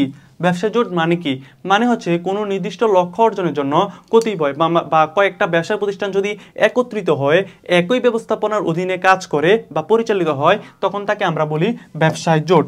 এখানে কি বলছে, এখানে বলছে পৃথক কয়েকটি ব্যবসা প্রতিষ্ঠান অতিরিক্ত সুবিধা পেতে একত্র হয়ে একই ব্যবস্থাপনার অধীনে কার্যাবলী পরিচালনা করে, তাকে বলা হয় ব্যবসায় জোট। তুমি এভাবেও লিখতে পারো, কোনো ভুল নাই, তুমি যেভাবে লিখো।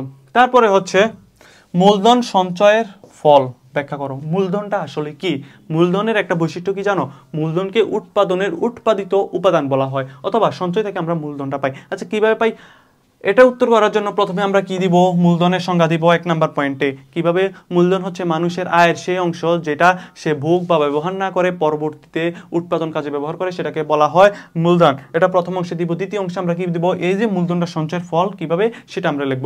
মানুষ কিভাবে মূলধন সংগ্রহ করে, মূলধন সংগ্রহের জন্য প্রথম তাকে কি করতে, আয় করতে হবে, অথবা কাজ করে অর্থ উপার্জন করতে হবে। অর্থ উপার্জন করে কি করতে হবে, আয় করতে হবে। আয় করে এই আয়ের টাকাটা তাকে কি করতে হবে, সঞ্চয় করতে হবে। সঞ্চয় করতে হবে, আয়ের ফল সঞ্চয় করতে হবে। সঞ্চয় করার পর তাকে কি করতে হবে, সঞ্চয়ের পর তাকে যে কাজটা করতে হবে, সঞ্চয়ের পর তাকে করতে হবে, সঞ্চয়টাকে সংগ্রহ করতে হবে। সঞ্চয়টাকে সংগ্রহ করতে হবে। সঞ্চয় সংগ্রহ করার পর তাকে কি করতে হবে, সঞ্চয় সংগ্রহ করার পর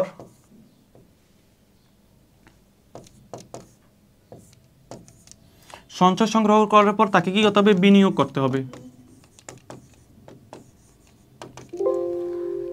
তাহলে আমরা দেখতেছি যে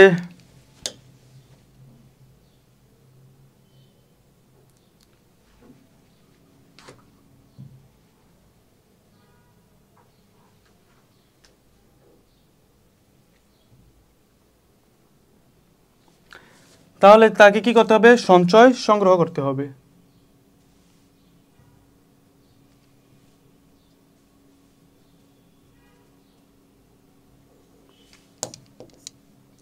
সঞ্চয় কি করতে হবে? সঞ্চয়টা সংগ্রহ করে কি করতে হবে? বিনিয়োগ করতে হবে। প্রথমে কি দেবো? আমরা সংজ্ঞা দিব। প্রথমে সংজ্ঞা দেওয়ার পর আয়ের যে অংশ ভবিষ্যতের জন্য রেখে দেওয়া হয় তাই হচ্ছে সঞ্চয়। আয়ের একটা অংশ আমরা কি করব? সঞ্চয় করব। এরপরে এই যে সঞ্চয়টা আমরা কি করব? সঞ্চয়ের পরিমাণটা বেশি হলে আমরা কি করব? উত্তোলন করে সংগ্রহ করব। সংগ্রহ করে আমরা কি করব? মূলধনে গঠন করব এবং লাস্টে দিয়ে সংজ্ঞায়ন করব যে তাই বলা যায় মূলধন সঞ্চয়ের ফল। তারপরে 3 নাম্বার যে অংশ, এটা হচ্ছে জনাব হাকিমের প্রতিষ্ঠানটি কোন ধরনের ব্যবসা সংগঠন? কোন ধরনের ব্যবসা সংগঠন এটা জানতে চাইছে। কোন ধরনের আমরা একটু পরে নেই। জনাব হাকিম জামালপুরের নান্দিনা নামক স্থানে নিজস্ব 5 বিঘা জমিতে ড্রাগন ফল চাষ করেন এবং এজন্য তিনি নিজেই বীজ সংগ্রহ করে শুরু করেন, যাবতীয় কার্যাবলী সম্পাদন করেন। উৎপাদন সংক্রান্ত কার্যাবলী সম্পাদনের জন্য 5 জন শ্রমিক নিয়োগ দেন। তিনি উৎপাদিত ফল নিজস্ব পরিবহন প্রতিষ্ঠানের মাধ্যমে স্থানীয় বাজারের পার্শ্ববর্তী অঞ্চলের বাজার বিক্রি করেন। সম্প্রতি দেশের বিভিন্ন জেলায় তার উৎপাদিত ড্রাগনের চাহিদা সৃষ্টি হয়, কিন্তু বর্ধিত চাহিদা মেটানোর জন্য প্রয়োজনীয় ভূমি এবং অর্থ তার নেই। তিনি তার বন্ধু হাসান এবং কামালকে চুক্তিবদ্ধ সম্পর্কের ভিত্তিতে ব্যবসায় যুক্ত করার সিদ্ধান্ত গ্রহণ করেন। এই ক্ষেত্রে হাসান তার 5 বিঘা জমি এবং কামাল 5 লক্ষ টাকা ব্যবসায় বিনিয়োগ করে বলে একমত হন। এখানে বলছে জনাব হাকিমের প্রতিষ্ঠানটি কোন ধরনের সংগঠন। তাহলে এখানে হচ্ছে এই যে উদ্দীপকটা, এটা দুইটা অংশ। প্রথম অংশ হচ্ছে সে জনাব হাকিম নিজস্ব মূলধন দিয়ে 5 বিঘা জমিতে কি করলেন? ব্যবসাটা শুরু করলেন। তাহলে তার যে প্রথম অংশ ব্যবসাটা, এটা কোন ধরনের সংগঠন? এটা হচ্ছে এক মালিকানা সংগঠন। আর দ্বিতীয় অংশে যেটা করলেন এটা হচ্ছে অংশীদারি সংগঠন। তাহলে আমাদেরকে প্রথম অংশটা জানতে চাচ্ছি, জনাব হাকিমের প্রতিষ্ঠানটি, প্রথম যে প্রতিষ্ঠানটি এটা কোন ধরনের সংগঠন? প্রথম প্রতিষ্ঠানটি হচ্ছে ভাইয়া কোন ধরনের? এক মালিকানা সংগঠন। এক মালিকানা সংগঠন। তাহলে আমরা কি করব? প্রথমে হচ্ছে এক মালিকানা সংগঠনের উদাহরণ দিব। এক মালিকানা সংগঠন মানে কি? যখন একক ব্যক্তি দ্বারা গঠিত, পরিচালিত এবং নিয়ন্ত্রিত ব্যবসায়কে আমরা বলি এক মালিকানা ব্যবসা। প্রথমে আমরা এক মালিকানা ব্যবসায় দিব 1 নাম্বার পয়েন্ট। 2 নাম্বার পয়েন্টে আমরা কি করব? এক মালিকানা ব্যবসার সংজ্ঞায়ন করব। 3 নাম্বার প্রশ্নে আমরা দেখব যে উদ্দীপকে মিস্টার হাকিমের কাজগুলো আমরা সরাসরি নিয়ে আসবো। উদ্দীপকের হাকিম কি করলো? নিজস্ব 5 বিঘা জমিতে ড্রাগন ফ্রুট চাষ শুরু করলেন এবং কি করলেন? যাবতীয় কার্যাবলী সম্পাদন করলেন। উৎপাদন কার্য বৃদ্ধি পায় 5 জন শ্রমিক নিয়োগ দিলেন। তিনি উৎপাদিত ফল নিজস্ব প্রতিষ্ঠানের মাধ্যমে স্থানীয় বাজার সহ পার্শ্ববর্তী অঞ্চলের বাজারে বিক্রি করেন। এই যে কাজগুলো, এগুলো ঠিক এখান থেকে এখন পর্যন্ত আমরা কি নিয়ে আসবো? উদ্দীপক থেকে সরাসরি নিয়ে আসবো। এবার যে তার এই যে কাজগুলো তিনি কি একা করছেন না কয়েকজন মিলে করছেন? যদি কয়েকজন মিলে করেন তাহলে তো কয়েকজন পার্টনার সহ করেন, তাহলে তার এটা অন্য ব্যবসায়। যদি সে একা করে থাকেন, সমস্ত ব্যবস্থাপনা, পরিচালনা, নিয়ন্ত্রণ কার্যক্রম যদি একা করে থাকেন, তাহলে এটা কি ধরনের সংগঠন ভাইয়া? এটা হচ্ছে এক মালিকানা সংগঠন। আমরা দেখতে পাচ্ছি মিস্টার হাকিমের কার্যক্রমগুলো একক দ্বারা পরিচালিত, নিয়ন্ত্রিত এবং প্রতিষ্ঠিত ব্যবসায়। তাহলে তাকে কি বলবো? আমরা এক মালিকানা ব্যবসায় বলবো। তাহলে সুতরাং জনাব হাকিমের ব্যবসার ধরন অনুযায়ী এটি কোন ধরনের ব্যবসা? এক মালিকানা ব্যবসায় সংগঠন। এভাবে আমরা কনক্লুশন দিব। তারপর আমরা চতুর্থ অংশে গিয়ে যদি আমরা দেখি জনাব হাকিম কর্তৃক গৃহীত সিদ্ধান্তের যৌক্তিকতা। জনাব হাকিম কি ধরনের সিদ্ধান্ত নিলেন আমরা যদি একটি দেখি। সম্প্রতি দেশের বিভিন্ন জেলায় তার উৎপাদিত ড্রাগনের চাহিদা বৃদ্ধি পেয়েছে, কিন্তু বর্ধিত চাহিদা মেটানোর জন্য প্রয়োজনীয় ভূমি এবং অর্থ তার নেই। তাই তিনি তার বন্ধু হাসান এবং কামালকে চুক্তিবদ্ধ সম্পর্কের ভিত্তিতে ব্যবসায় যুক্ত করার সিদ্ধান্ত গ্রহণ করেন। এক্ষেত্রে হাসান 5 বিঘা জমি এবং কামাল 5 লক্ষ টাকা ব্যবসায় বিনিয়োগ করবে বলে একমত হয়। এই যে সিদ্ধান্তটা নিল, এটা কোন ধরনের সিদ্ধান্ত পরিবর্তন হলো? এটা হচ্ছে তার ছিল প্রথমে এক মালিকানা ব্যবসায়, তারপর এখান থেকে এই সিদ্ধান্তটার ফলে এটা কোন ধরনের ব্যবসা হতে পারে? এটা অংশীদারি ব্যবসা হতে পারে। আমরা জানি অংশীদারি ব্যবসা কি? অংশীদারি ব্যবসা হচ্ছে 2 বা ততোধিক ব্যক্তি যখন স্বেচ্ছায় মিলিত হয়ে চুক্তিবদ্ধ সম্পর্কের মাধ্যমে যে ব্যবসা গঠন করে তাকে বলা হয় অংশীদারি ব্যবসা। তাহলে আমরা দেখতে পাচ্ছি মিস্টার হাকিমের সিদ্ধান্তটির যৌক্তিকতা কেমন, যৌক্তিকতা আছে কি না? তুমি লিখবে অবশ্যই যৌক্তিকতা আছে। কেন? তিনি যখন অংশীদারি ব্যবসাটাকে কয়েকজনকে তার অংশীদার হিসেবে নিয়ে আসলো, তাহলে ব্যবসায় পর্যাপ্ত পরিমাণ মূলধনের যোগান দিতে পারলো। পর্যাপ্ত পরিমাণ মূলধনের যখন যোগান দিল, তাহলে তার কি হলো, তার যে বর্ধিত চাহিদা, এই বর্ধিত চাহিদা অনুযায়ী সে উৎপাদন করতে সমর্থ হলো। এতে করে তার প্রয়োজনীয় ভোক্তাদের প্রয়োজনীয় পণ্যটা উৎপাদন করে যথাসময়ে বাজারে সরবরাহ করতে পারলো। এতে করে কি হলো, তার আগের তুলনায় উৎপাদন বৃদ্ধি পেলো এবং বিক্রয় বৃদ্ধি পেলো, ফলে মুনাফা বৃদ্ধি পেলো। মুনাফা বৃদ্ধি পেলে কি হয়, তার ব্যবসায় সম্প্রসারণ হয়। তুমি এই কথাটাই মূলত উল্লেখ করবা। তাহলে এটা কিভাবে উল্লেখ করবা?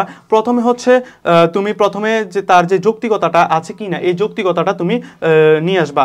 প্রথম যৌক্তিকতা হচ্ছে তার যে গঠনের সিদ্ধান্তটি যৌক্তিক, প্রথমে এটা লিখবা। তারপর অংশীদারি ব্যবসা সংগঠনের তুমি সংজ্ঞায়ন করবা। 3 নাম্বার পয়েন্টে সে যে সিদ্ধান্তটা নিল, এই সিদ্ধান্তটার কথা উল্লেখ করবা। আর 4 নাম্বার পয়েন্টে এই যে যৌক্তিকতা কেন, এই যৌক্তিকতা কেনর কারণগুলো তুমি লিখবা। তারপরের প্রশ্নটা হচ্ছে, আমরা জানতেছি পেশাগত শ্রমের শ্রমবিভাগ কাকে বলা হয়। পেশাগত শ্রমবিভাগ কি? পেশাগত শ্রমবিভাগ হচ্ছে একই ব্যক্তি যখন বিভিন্ন পেশায় নিয়োজিত থাকে, তখন তাকে আমরা বলি পেশাগত শ্রমবিভাগ।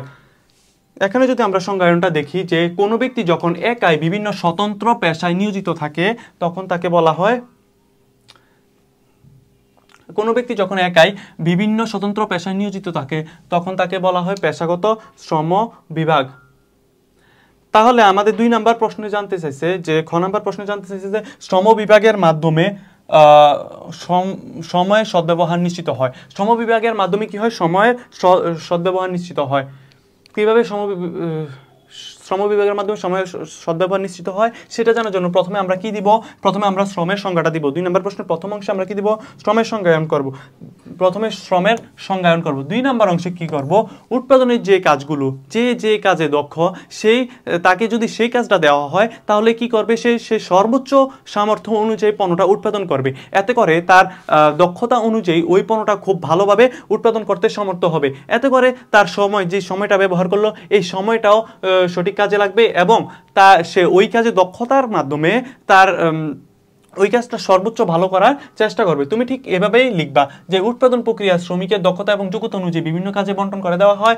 এর ফলে কি হয়, উপযুক্ত শ্রমিক উপযুক্ত কাজে নিয়োগ দেওয়া হয়। এতে করে তার উৎপাদন বাড়াতে সাহায্য করে, এবং শ্রমিক নিয়োজিত থাকে বলে সময় ও যন্ত্রপাতির সদ্ব্যবহার নিশ্চিত হয়, তাই বলা যায়। তারপরে লিখবা সুতরাং, কনক্লুশনে গিয়ে লিখবা যে সুতরাং অথবা তাই বলা যায় শ্রম বিভাগের মাধ্যমে সময়ের সদ্ব্যবহার নিশ্চিত হয়। তারপরে 3 নাম্বার প্রশ্নে আমাদেরকে জানতে চাইছে, জৈনিক শিক্ষক শ্রেণীকক্ষে উৎপাদনের প্রথম কোন উপকরণের কথা বলেছেন। জৈনিক শিক্ষক কি বলছেন আমরা যদি একটু দেখি। জৈনিক শিক্ষক একদিন শ্রেণীকক্ষে এমন একটি উৎপাদনের কথা বলেন যার প্রথমটির যোগান সীমিত এবং অবিনশ্বর, এবং দ্বিতীয়টি ধ্বংসশীল, মজুত করা যায় না। তাহলে আমরা যদি দেখি, প্রথম যে উপকরণটির কথা বলছেন, কি বলছেন, প্রথমটির যোগান হচ্ছে সীমিত এবং এটি হচ্ছে অবিনশ্বর। আচ্ছা, উৎপাদনের কোন উপকরণটি, উৎপাদন উপকরণ কয়টি, 4টি। এই 4টি উপকরণের মধ্যে কোন উপকরণটির যোগান সীমিত এবং এটি অবিনশ্বর? আমরা জানি ভূমির উৎপাদন সীমিত, যোগান সীমিত। ভূমিকে উৎপাদন করা, আমরা কি ভূমি উৎপাদন করতে পারি? উৎপাদন করতে পারি না। তাহলে ভূমির যোগান সীমিত এবং এটা অবিনশ্বর। এটা কখনো পৃথিবী ধ্বংস হওয়ার আগ পর্যন্ত ভূমি ধ্বংস হবে না। পৃথিবী ধ্বংস হলে সবকিছু ধ্বংস হবে। তাহলে আমরা যদি দেখি জৈনিক ব্যক্তি কি বলছে, জৈনিক ব্যক্তি প্রথম যে উপকরণটি নিয়ে আলোচনা করছে এটি হচ্ছে ভূমি উপকরণের অন্তর্ভুক্ত। তাহলে আমরা প্রথমে যে অংশটা, এটা কি দেব, জ্ঞানমূলক দিব যে ভূমি। তারপর আমরা হচ্ছে ভূমির সংজ্ঞায়ন করব। ভূমি কি? ভূমি হচ্ছে প্রকৃতি থেকে আমরা যা কিছু পাই তাকে আমরা বলি ভূমি। তারপরে কি বলবো, জৈনিক ব্যক্তি যে বিষয়টা নিয়ে আলোচনা করছে এই বিষয়টা আমরা আলোচনা করব। এখানে 4টা অংশ দিছে, তুমি 3টা অংশ দিবা। প্রথমে হচ্ছে কি দিবা, ভূমি যে জ্ঞানমূলকটা আছে, কোন উপকরণের নামটা দিবে, তারপর উপকরণের সংজ্ঞায়ন করবা। তারপর হচ্ছে জৈনিক ব্যক্তি যে কাজটা, যে বিষয়টা নিয়ে আলোচনা করলো, এই আলোচনাটা তুমি এখানে নিয়ে আসবা। তারপর লিখবা যে কেন তার এই যে ভূমি অবিনশ্বর, ভূমি যোগান সীমিত, এই বিষয়টা তুমি ব্যাখ্যা করবা এবং ভূমির সাথে রিলেট করবা। আচ্ছা, আমরা ভূমির বৈশিষ্ট্যে পড়েছিলাম কি? বৈশিষ্ট্যে পড়েছিলাম যে ভূমি সৃষ্টি করা যায় না, ভূমি আদি এবং অক্ষয়, ভূমির যোগান সীমিত। যেহেতু ভূমি আমরা সৃষ্টি করতে পারি না, তাহলে ভূমির যোগানটা আমরা বৃদ্ধিও করতে পারি না, এটা যা আছে তাই থাকবে। তাহলে আমরা এই বিষয়গুলো নিয়ে আসতে পারি। তারপরে আমরা অবিনশ্বর মানে ভূমি কখনো ধ্বংস হবে না। কেন ধ্বংস হবে না? পৃথিবী যখন ধ্বংস হবে তখনই ভূমির ধ্বংস হবে, এর আগে ভূমি ধ্বংস হবে না। এই ক্ষণস্থায়ী জীবনের মধ্যে ভূমি অবিনশ্বর। এই বিষয়গুলি তুমি নিয়ে আসবা, তারপর লিখবা সুতরাং যেহেতু ভূমির এই দুইটা বৈশিষ্ট্য, যেহেতু উদ্দীপকের প্রথম উপকরণটির বৈশিষ্ট্য ভূমির বৈশিষ্ট্যের সাথে মিলে যায়, তাই আমরা বলতে পারি উদ্দীপকের প্রথম উপাদানটি ভূমি উপাদানের কথা বলেছেন। তারপরে আমাদের চতুর্থ প্রশ্ন বলেছে দ্বিতীয় উপকরণটির পর্যাপ্ত পরিমাণে বিদেশি রপ্তানি করা গেলে দেশের অর্থনৈতিক উন্নয়ন ত্বরান্বিত হবে। দ্বিতীয় উপকরণটি কি আমরা একটু দেখি। দ্বিতীয় উপকরণটি ধ্বংসশীল ও মজুত করা যায় না। তিনি আরো বললেন দ্বিতীয় উপকরণটি বাংলাদেশে পর্যাপ্ত পরিমাণে পাওয়া গেলেও উন্নত বিশ্বের অনেক দেশে এর অভাব পরিলক্ষিত হয়। বাংলাদেশে উক্ত উপকরণ বিদেশে রপ্তানি করলেও সরকারের উচিত এটি রপ্তানিতে আরো বেশি উদ্যোগী হওয়া। তাহলে আমরা জানি উৎপাদনের কোন উপকরণটি ধ্বংসশীল, কোন উপকরণটি মজুত করা যায় না। তাহলে আমরা জানি উৎপাদনের ভূমি মজুত করা যায়, মূলধন মজুত করা যায়। তাহলে কোনটি মজুত করা যায় না? শ্রম কি মজুত করা যায়? শ্রম মজুত করা যায় না। আজকে যদি কোনো শ্রমিক শ্রম না দেয় তাহলে এটা অটোমেটিক শ্রমের যে উপযোগিতায় আছে এটা অটোমেটিক নষ্ট হয়ে যাবে। শ্রমটা সংরক্ষণ করা যায় না। তাহলে আমরা যদি দেখি তাহলে উদ্দীপকের দ্বিতীয় উপকরণটি কোনটি, আমরা এটা লিখব যে উদ্দীপকের দ্বিতীয় উপকরণটি হচ্ছে শ্রম। এই শ্রম উপকরণটি পর্যাপ্ত পরিমাণে বিদেশি রপ্তানি করা গেলে দেশের অর্থনৈতিক উন্নয়ন ত্বরান্বিত হবে। উক্তিটির সাথে আমি একমত বা উক্তিটি যথার্থ। তারপরে প্রথম অংশে হচ্ছে আমরা এটা দিব। দ্বিতীয় অংশে দিব কি? দ্বিতীয় অংশে হচ্ছে শ্রম কি, শ্রমের সংজ্ঞায়ন করব। শ্রম প্রথম অংশে আমরা কি দিব? শ্রম যে এটার কথা বলছে এটা দিব। দ্বিতীয় অংশে আমরা কি? শ্রমের সংজ্ঞায়ন করব। 2 নম্বর অংশে আমরা শ্রমের সংজ্ঞায়ন করব। 3 নম্বর অংশে জৈনিক ব্যক্তি যে বৈশিষ্ট্যের কথাগুলো বললো, শ্রমিক যে বিদেশে রপ্তানির মাধ্যমে বৈদেশিক মুদ্রা অর্জন করা সম্ভব, এই বিষয়গুলো আমরা হুবহু লিখে নিব। একটু পরিবর্তন করে আমরা লিখে নিব যে কিভাবে শ্রম যে বিদেশি রপ্তানির মাধ্যমে আমরা কি করতে পারি, বৈদেশিক মুদ্রা অর্জন করে দেশের অর্থনীতিকে ত্বরান্বিত করতে পারি। এই বিষয়টা আমরা উদ্দীপক নিয়ে আসবো। এবার যে চতুর্থ অংশটা আমাদেরকে যে মূল্যায়ন করতে বলা হয়েছে, যে এই শ্রমটা কিভাবে বিদেশি রপ্তানি করার মাধ্যমে আমরা কি করতে পারি, দেশের অর্থনৈতিক চাকাকে সচল এবং অগ্রগতি করতে পারি। আমরা এই বিষয়টি আলোচনা করব। কিভাবে করব? দেখো, আমাদের দেশে কিন্তু প্রচুর পরিমাণে অলস শ্রম রয়েছে, বেকার শ্রম রয়েছে। এই যে শ্রমগুলো আমরা যখন বিদেশে রপ্তানি করি, বিদেশে রপ্তানি করলে এই শ্রমগুলো যে বিদেশে বিভিন্ন কাজে নিয়োজিত হয়, তাদের চাহিদা, তাদের কর্মসংস্থানের সুযোগ সৃষ্টি হয়। বিনিময়ে তারা কি পায়? তারা অর্থ পায়। এই অর্থটা যখন রেমিটেন্স হিসেবে দেশে পাঠায়, বাংলাদেশে পাঠায়, তখন কি হয়? সরকারের যে রাজস্বটা বা আয়ের খাতরা এটা বৃদ্ধি পায়, রেমিটেন্স বৃদ্ধি পায়। রেমিটেন্স বৃদ্ধি পেলে কি হয়? রেমিটেন্স বৃদ্ধি পেলে দেশের যে অর্থনীতিটা আছে, অর্থনীতিটার উন্নয়ন হয় এবং দেশের বৈদেশিক মুদ্রার রিজার্ভ বাড়ে। ফলে আমরা কি করতে পারি? যে কোনো পণ্য বা কিছু কিনতে গেলে বৈদেশিক মুদ্রা ব্যবহার করতে পারি এবং ব্যবসা বাণিজ্যের ঘাটতি, বৈদেশিক মুদ্রা যখন পর্যাপ্ত পরিমাণ থাকে, দেশের ব্যবসা বাণিজ্যের যে ঘাটতি আছে এটা খুবই কম হয়, ব্যবসা বাণিজ্য অগ্রগতি দেখা দেয়। এবং এভাবে লিখবা, মূল্যায়ন করবা, তারপর লিখবা যে এভাবে শ্রম উপাদানটি রপ্তানির মাধ্যমে দেশের অর্থনৈতিক উন্নয়নকে ত্বরান্বিত করবে বলে আমি মনে করি। এভাবে তুমি কনক্লুশন দিয়ে দিবা। তারপরে আমাদের যে কোশ্চেনটা, এটা হচ্ছে মানসিক শ্রম কাকে বলে? প্রশ্ন বলা হচ্ছে মানসিক শ্রম। শ্রম কত প্রকার? 2 প্রকার। একটা হচ্ছে শারীরিক শ্রম, আর একটা হচ্ছে মানসিক শ্রম। এই মানসিক শ্রমটা কি? মানসিক শ্রম হচ্ছে মানুষ যখন তার মেধা বা বুদ্ধিকে কাজে লাগিয়ে যে শ্রমটা করে তাকে বলা হয় মানসিক শ্রম। বলা হচ্ছে কোনো কাজ করতে মেধা বা বুদ্ধির যে পরিশ্রম হয় তাকে বলা হয় মানসিক শ্রম। তারপর 2 নম্বর বলছে নিজেদের অস্তিত্ব রক্ষা সমবায় সমিতি গঠিত হয়। ব্যাখ্যা করো। সমবায় সমিতির উদ্দেশ্য কি, এগুলো আমরা একটু লিখবো। তার আগে আমরা সমবায় সমিতি কাকে বলে এটা দিয়ে আমরা শুরু করব। প্রথম এই যে খ নাম্বার অংশ কয়টা ভাইয়া? এটা হচ্ছে 2টা। প্রথম অংশে আমরা কি লিখবো? সমবায় সমিতি কাকে বলে। সমবায় সমিতি কাকে বলে? সমবায় সমিতি হচ্ছে 2 বা ততোধিক ব্যক্তি স্বেচ্ছায় একত্রিত হয়ে যখন কোনো উদ্দেশ্যে বা নিজেদের আর্থিক কল্যাণ সাধনের জন্য যে ব্যবসা গড়ে তোলে তাকে বলা হয় সমবায় সমিতি। তারপর আমরা লিখবো সমবায় সমিতির মাধ্যমে কিভাবে নিজেদের অস্তিত্ব রক্ষা করা যায়।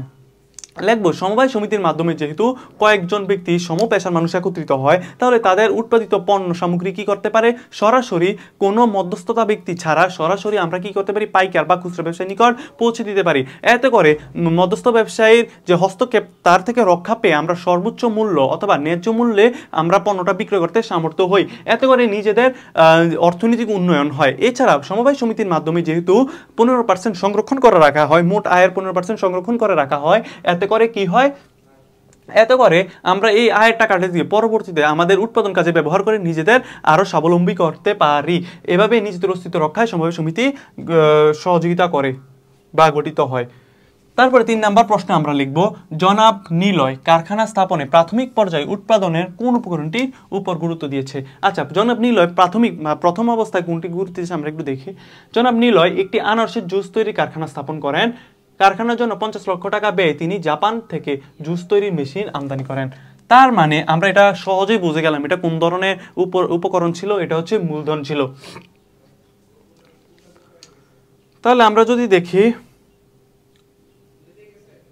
উপকরণ মূলধনের গুরুত্ব দেয়, তাহলে জনাব নিলয় কারখানা স্থাপনের জন্য প্রাথমিক পর্যায়ে কোন উপকরণটির গুরুত্ব দেয়, মূলধন। এটা আমরা 1 নাম্বার পয়েন্টে লিখবো। 2 নাম্বার পয়েন্টে আমরা কি লিখবো, 2 নাম্বার পয়েন্টে আমরা লিখবো মূলধনের সংজ্ঞাটা দিব। মূলধনের সংজ্ঞা কি, মূলধন হচ্ছে উৎপাদনের ওই সকল উপাদান যেটা মানুষ ভোগ বা ব্যবহার না করে পরবর্তীতে উৎপাদন কাজে ব্যবহার করে, সেটা হচ্ছে মূলধন। 3 নাম্বার পয়েন্টে আমরা লিখবো কি লিখবো, জনাব নিলয় কি কি কাজ করতেছেন। তিনি যে জাপান থেকে জুস উৎপাদন করার জন্য যে উন্নত মানের মেশিনটা নিয়ে আসছেন, এটার জন্য যে 50 লক্ষ টাকা ব্যয় হয়েছে, এটা আমরা হুবহু লিখে নিয়ে আসবো উদ্দীপক থেকে।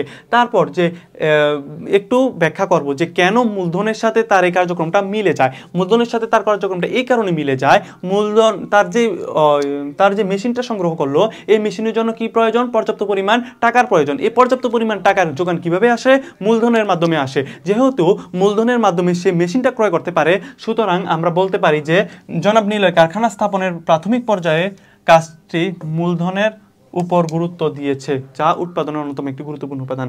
এভাবে তুমি উৎপাদন ব্যাখ্যা করতে পারো ঘ নাম্বার প্রশ্ন। তারপর ঘ নাম্বার প্রশ্ন আমাকে যেটা বলছে, উদ্দীপকে জনাব নিলয় এবং তার কর্মচারী কর্তৃক প্রদত্ত শ্রম এক নয়। আচ্ছা দেখি তার কর্মচারীরা কি শ্রম দিচ্ছে। আমদানি করেন, মেশিনটি উৎপাদন ক্ষমতা অনুযায়ী তিনি 400 জন শ্রমিক নিয়োগ করেন, ফলে তার প্রতিষ্ঠান সফলতা হয়। আচ্ছা আমরা দেখতেছি নিলয়ের কাজটা কি, নিলয় কি করতেছে, নিলয় কি পণ্যটা বানাচ্ছে, তিনি কি শারীরিক শ্রম করতেছে নাকি মানসিক শ্রম করতেছে। আর শ্রমিকরা কি করতেছে, পণ্য উৎপাদন করতেছে, তার মানে শারীরিক শ্রম করতেছে। আর নিলয় কি করতেছে, নিলয় করতেছে যে সে প্ল্যান করতেছে, সে টাকার সংস্থাপন করতেছে, সে মেশিন কিনে নিয়ে আসতেছে, সে কিন্তু শারীরিক কোনো শ্রম করতেছে না, সে শুধু প্ল্যানিং করতেছে কিভাবে মেশিনটা আনা যায়, কিভাবে টাকাটা সংগ্রহ করা যায়, কিভাবে কি করা যায়। এই যে মানসিক কাজগুলো করতেছে তাকে আমি বলতে পারি যে নিলয়ের কাজটি হচ্ছে মানসিক শ্রম। আর যে কর্মচারীরা কি করতেছে, সে সরাসরি মানে নিজের কায়িক শ্রমের মাধ্যমে কি করতেছে, পণ্যটা উৎপাদন করতেছে, তাহলে তাকে বলা হয় শারীরিক শ্রম। তাহলে উদ্দীপকের জনাব নিলয় এবং প্রথমে আমরা লিখব উদ্দীপকের জনাব নিলয়ের কাজটি হচ্ছে মানসিক শ্রম, আর জনাব তার কর্মচারীদের প্রদত্ত শ্রম হচ্ছে শারীরিক শ্রম। তারপরে মানসিক শ্রম এবং শারীরিক শ্রমের সঙ্গে দিব। প্রথমে হচ্ছে দুটি শ্রম, দুটি যে একটা হচ্ছে মানসিক আর একটা হচ্ছে যে শারীরিক বা শ্রম, এই দুইটা আমরা প্রথমেই লিখব। তারপর 2 নম্বরে হচ্ছে মানসিক এবং শারীরিক শ্রমের সংজ্ঞায়ন করব। তারপরে জনাব নিলয়ের কাজ এবং তার কর্মচারীদের যে কাজগুলো, এই কাজগুলো আমরা উদ্দীপক থেকে সরাসরি নিয়ে আসবো। চতুর্থ অংশে আমরা যে কাজটা করব সেটা হচ্ছে সেটা হচ্ছে কিভাবে তার নিলয়ের কাজটি আমরা মানসিক শ্রম বলতে পারি, কিভাবে তার কর্মচারীর কাজটিকে আমরা শারীরিক শ্রম বলতে পারি, এটাকে আমরা ব্যাখ্যা করব। এই যে নিলয়ের কাজগুলো, সে মেধা এবং বুদ্ধি খাটিয়ে কারখানা স্থাপন করতেছে, তাদের মেশিন ক্রয়ের জন্য পর্যাপ্ত মূলধনের ব্যবস্থা করতেছে, তারপর মেশিনটা কোথা থেকে আনবে, বাংলাদেশ থেকে কিনবে নাকি জাপান থেকে কিনবে, এই বিষয়টি ভাবতেছে এবং মেশিনটা সংগ্রহ করার চেষ্টা করতেছে এবং মেশিনটা পরিচালনার জন্য, উৎপাদন করার জন্য শ্রমিক কর্মী নিয়োগ দিতেছে। এই যে সব কার্যক্রমগুলো, এটি হচ্ছে মানসিক কাজ। তাহলে আমরা এই যে নিলয়ের কাজটিকে মানসিক শ্রম বলতে পারি। আবার শ্রমিকরা কি করতে, শ্রমিকরা কিন্তু এসব নিয়ে কোনো টেনশন নাই, কোত্থেকে মূলধন আসবে, কোত্থেকে মেশিন আসবে, কি কি করবো না করবো, এইসব নিয়ে কোনো টেনশন নাই। তারা কাজ হচ্ছে শুধু উৎপাদন করা, শারীরিক শ্রমের মাধ্যমে, কায়িক শ্রমের মাধ্যমে কি করা, উৎপাদন করা। তাহলে আমরা বলতে পারি যে কর্মচারীদের কাজগুলো হচ্ছে শারীরিক শ্রমের অন্তর্ভুক্ত। এভাবে দুইটা লিখে সুতরাং দিয়ে দিবে। সুতরাং জনাব নিলয় এবং কর্মচারীদের শ্রম একটি অন্যটি থেকে ভিন্ন। শেষ। তারপরে যে অংশ সৃজনশীলটা সেটা বলা হচ্ছে সঞ্চয় কি। সঞ্চয় কি? সঞ্চয় হচ্ছে মানুষের আয়ের যে অংশটা পরবর্তী উৎপাদন কাজে ব্যবহারের জন্য সংরক্ষণ করে রাখে, মূলত এটাকে আমরা বলি সঞ্চয়। তারপরে বলা হচ্ছে যে সংগঠন পারস্পরিক সম্পর্ক নির্ধারণ করে। সংগঠনের কাজ কি? সংগঠনের কাজ হচ্ছে উৎপাদন উপকরণগুলি সংগ্রহ করা, তারপর হচ্ছে ঊর্ধ্বতন এবং অধস্তন কার কি কাজ হবে তাদের সাথে একটা সংযোগ সৃষ্টি করা। এভাবে আমরা বলতে পারি সংগঠন পারস্পরিক সম্পর্ক নির্ধারণ করে। এখন আমরা যদি এভাবে উত্তর করি কিভাবে করব? প্রথম হচ্ছে আমরা সংগঠনের কি করব? সংজ্ঞা দিব। প্রথম অংশে সংগঠনের সংজ্ঞা দিব। দ্বিতীয় অংশে সংগঠন পারস্পরিক কিভাবে সম্পর্ক নির্ধারণ করে এই বিষয়টি আমরা আলোচনা করব। কিভাবে করে? সংগঠনের মাধ্যমে প্রতিষ্ঠানে নিয়োজিত ব্যক্তিবর্গের মধ্যে প্রাতিষ্ঠানিক সম্পর্ক নির্ধারণ করা হয়, অর্থাৎ কে তার ঊর্ধ্বতন কে তার অধস্তন তা সংগঠনের মাধ্যমে জানা যায়। সংগঠন চিত্রের মাধ্যমে এই বিষয়টি সহজে দেখা যায়, তাই বলা যায় যে সংগঠনের মাধ্যমে, অথবা সুতরাং এভাবে বলা যায় যে সংগঠন প্রতিষ্ঠানে নিয়োজিত ব্যক্তিবর্গের পারস্পরিক সম্পর্ক নির্ধারণ করে থাকে। তারপর যদি আমরা 3 নম্বর প্রশ্নটা দেখি, বলা হচ্ছে উদ্দীপকে জনাব রাজী প্রাথমিক পর্যায়ে কোন ধরনের সংগঠন পরিচালনা করেন। আচ্ছা, জনাব রাজী প্রাথমিক পর্যায়ে কোন ধরনের সংগঠনটা আমরা একটু দেখে নিই। জনাব রাজী নিজস্ব পুঁজি, শ্রম ও দক্ষতা দিয়ে একটি ব্যবসায় গঠন করেন। বছর 2-1 পর ব্যবসার পরিধি বেড়ে গেলে অপর এক বন্ধুকে সমান লাভ বন্টনের মাধ্যমে চুক্তি আবদ্ধ করেন। এর আগে এটা হচ্ছে দ্বিতীয় অংশ। প্রথম অংশে কি করছে? নিজস্ব পুঁজি, শ্রম এবং দক্ষতা দিয়ে একটি ব্যবসা গড়ে তোলেন। তাহলে এখানে বলছে যে উদ্দীপকের রাজীবের প্রাথমিক পর্যায়ে, মানে প্রথম পর্যায়ে যে সংগঠনটা, এটা কোন ধরনের সংগঠন? যেহেতু নিজস্ব পুঁজি, শ্রম এবং দক্ষতা দিয়ে ব্যবসাটা গঠন করেছেন, তাহলে আমরা এটাকে বলতে পারি ভাইয়া এক মালিকানা ব্যবসা সংগঠন। এক মালিকানা ব্যবসা সংগঠন কি? আমরা প্রথমে লিখবো যে উদ্দীপকের জনাব রাজীবের প্রাথমিক পর্যায়ের সংগঠনটি এক মালিকানা সংগঠন। এটা হচ্ছে 1 নাম্বার পয়েন্ট। 2 নাম্বার পয়েন্ট হচ্ছে এক মালিকানা সংগঠন কি? রাজীব ব্যবসাটি এক মালিকানা সংগঠন, এটা হচ্ছে আমাদের 1 নাম্বার পয়েন্ট। 2 নাম্বার পয়েন্ট হচ্ছে এক মালিকানা ব্যবসায় কাকে বলে? 2 নাম্বার পয়েন্ট দেয় নাই, 2 নাম্বার পয়েন্ট তুমি দিয়ে দিবা। এক মালিকানা ব্যবসায় কাকে বলে? এক মালিকানা ব্যবসায় হচ্ছে মালিক যখন একক মালিক দ্বারা গঠিত, পরিচালিত এবং নিয়ন্ত্রিত ব্যবসাকে এক মালিকানা ব্যবসায় বলা হয়। এক মালিকানা ব্যবসায় মালিক কয়জন থাকবে? একজন। তাহলে আমরা এক মালিকানা ব্যবসায় 2-1টা সংজ্ঞা বৈশিষ্ট্য আমরা এখানে অ্যাড করে দিতে পারি। তারপর 3 নাম্বার যে পয়েন্টটা, এটা যে জনাব রাজীব কি করতেছে, সে যে নিজস্ব মূলধন দিয়ে, নিজস্ব মেধা, নিজস্ব দক্ষতা দিয়ে তার ব্যবসাটা গড়ে তুললো, এটার সাথে এক মালিকানা ব্যবসা কি ধরনের সম্পর্ক, এটা আমরা 3 নম্বর প্রশ্নে উদ্দীপকটা আনবো এবং একটু ব্যাখ্যা করে দিব। কিভাবে? যেহেতু এক মালিকানা ব্যবসায় মালিক একাই তার মূলধনের যোগান দেয়, একাই তার ব্যবসা পরিচালনা করে, একাই তার লাভ লোকসান বন্টন করে, ভোগ করে, সেহেতু জনাব রাজীবও আমরা দেখতে পাচ্ছি জনাব রাজীবও কি করতেছে? একাই তার মূলধনের যোগান দিচ্ছে, তারপর তার দক্ষতা, তার শ্রম ব্যবহার করতেছে। সুতরাং উদ্দীপকের জনাব রাজীবের সাথে এক মালিকানা ব্যবসায় যে বৈশিষ্ট্য মিলা যায়, সুতরাং এক মালিকানা ব্যবসা উদ্দীপকের যে সংগঠনটি, এটা এক মালিকানা ব্যবসায় সংগঠন বলে আমি মনে করি। এভাবে তুমি উত্তর করবে। তারপর আমাদের চতুর্থ প্রশ্নে যেটা বলছে, উদ্দীপকে বর্ণিত পরবর্তী পর্যায়ের সংগঠনটি গোপনীয়তা প্রথম পর্যায়ের সংগঠনের তুলনায় কম। কেন কম? আমরা জানি। আমরা হচ্ছে প্রথম পর্যায়টি হচ্ছে এক মালিকানা ব্যবসায়। দ্বিতীয় অংশটি কি? তিনি তার অপর এক বন্ধুর সাথে সমান লাভ লোকসান বন্টনের মাধ্যমে চুক্তিতে আবদ্ধ হন। বর্তমানে 2 বন্ধু মিলে ব্যবসাটি আরো সমৃদ্ধির পথে নিয়ে যাচ্ছেন। তাহলে প্রথমটা হচ্ছে এক মালিকানা ব্যবসায়, দ্বিতীয় হচ্ছে অংশীদারি ব্যবসায়। যেহেতু কি করছে? চুক্তির মাধ্যমে সম লাভ লোকসানের বন্টনে নিয়ে আসলো, তাহলে এটা কোন ধরনের? অংশীদারি ব্যবসা। তাহলে দেখো, এক মালিকানা ব্যবসা যেহেতু মালিক একজন, তাহলে আমার যে ব্যবসায় যে সিক্রেট, গোপনীয়তা, আমি এটা নিজে যখন প্রকাশ না করি, আমি যদি নিজে প্রকাশ না করি তাহলে কিন্তু কেউ জানবে না। কিন্তু অংশীদারি ব্যবসায় যদি আমি নিজে প্রকাশ করলাম না, কিন্তু আমার আরেকটা পার্টনার প্রকাশ করে দিল, তাহলে তো এটা গোপনীয়তা রইল না আসলে। তাহলে অংশীদারি ব্যবসায় কি, যেহেতু মানুষ বেশি, অংশীদারি বেশি, তাহলে কি গোপনীয়তা রক্ষার গোপনীয়তা কি থাকে? গোপনীয়তা মানে গোপনীয়তা একটু কম থাকে, আর এক মালিকানা ব্যবসা গোপনীয়তাটা কি থাকে? বেশি থাকে। তাহলে এটাই বলছে যে উদ্দীপকে বর্ণিত পরবর্তী পর্যায়ের সংগঠনটি গোপনীয়তা প্রথম পর্যায়ের সংগঠনের তুলনায় কম। পরবর্তী পর্যায়ের সংগঠনের ধরন উল্লেখপূর্বক তোমার মতামত জানতে চাইছে। তাহলে আমরা যদি 4 নাম্বার বা ঘ নাম্বার প্রশ্নটার উত্তর করতে যাই, তাহলে কি করব? প্রথম হচ্ছে সংগঠনটি কি, যে অংশীদারি ব্যবসায়, এটা আমরা লিখব। তারপর হচ্ছে আমরা এই যে গোপনীয়তা কম, এই বিষয়টা আমরা লিখব। তাহলে প্রথম বলছে উদ্দীপকের পরবর্তী অংশীদারি ব্যবসায়, এই যে নাম সংগঠনটির ধরনটা উল্লেখ করলো, রূপ নেয় যার গোপনীয়তা প্রথম পর্যায়ের এক মালিকানা সংগঠনের চেয়ে কম। প্রথম তো আমরা এটা লিখবো, এটা হলো প্রথম অংশ। দ্বিতীয় অংশে আমরা কি করব, দ্বিতীয় অংশে আমরা এক মালিকানা ব্যবসায় সেই সাথে অংশীদারি ব্যবসায় সংজ্ঞায়ন করব, দুটো ব্যবসায় সংজ্ঞায়ন করব। 3 নাম্বার প্রশ্নে আমরা 3 নাম্বার অংশে আমরা গিয়ে কি করব, 3 নাম্বার অংশে গিয়ে এই যে জনাব রাজীব কি করলো, প্রথমে এক মালিকানা ব্যবসা গঠন করলো, দ্বিতীয়তে যখন ব্যবসা সম্প্রসারণের প্রয়োজন হলো তার বন্ধুকে নিয়ে আসলো, এই যে অংশীদারি ব্যবসা হলো, এই উদ্দীপক থেকে আমরা এটা হুবহু লিখে নিয়ে আসবো। 4 নাম্বার অংশে আমরা গিয়ে বলবো কিভাবে এক মালিকানা ব্যবসায় গোপনীয়তা বেশি এবং অংশীদারি ব্যবসায়ে গোপনীয়তা কম।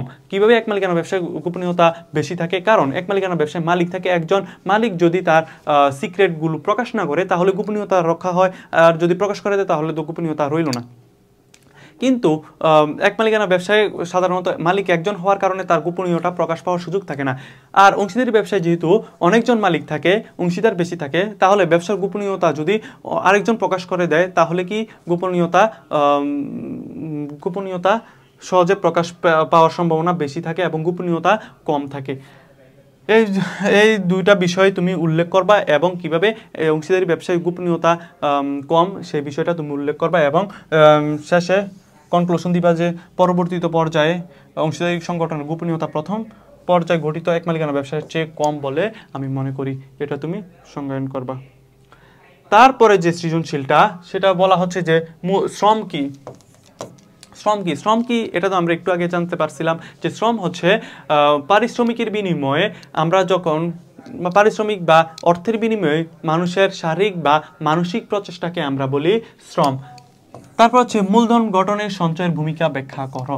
আমরা একটু আগে পড়ছিলাম কিভাবে মূলধন গঠনের সঞ্চয়ের ভূমিকা রয়েছে। আচ্ছা, মূলধন গঠনে আমার সর্বপ্রথম যেটা দরকার সেটা হচ্ছে আয়। তারপর আমরা কি করি, আয়টাকে সঞ্চয়ে রূপান্তরিত করি। তারপর হচ্ছে সঞ্চয়, তারপর কি করি, এই সঞ্চয়টাকে আমরা কি করি, সংগ্রহ করি। তারপরে কি করি, সঞ্চয়টা সংগ্রহ করার পর এটা কি করি, মূলধনে বিনিয়োগ করি।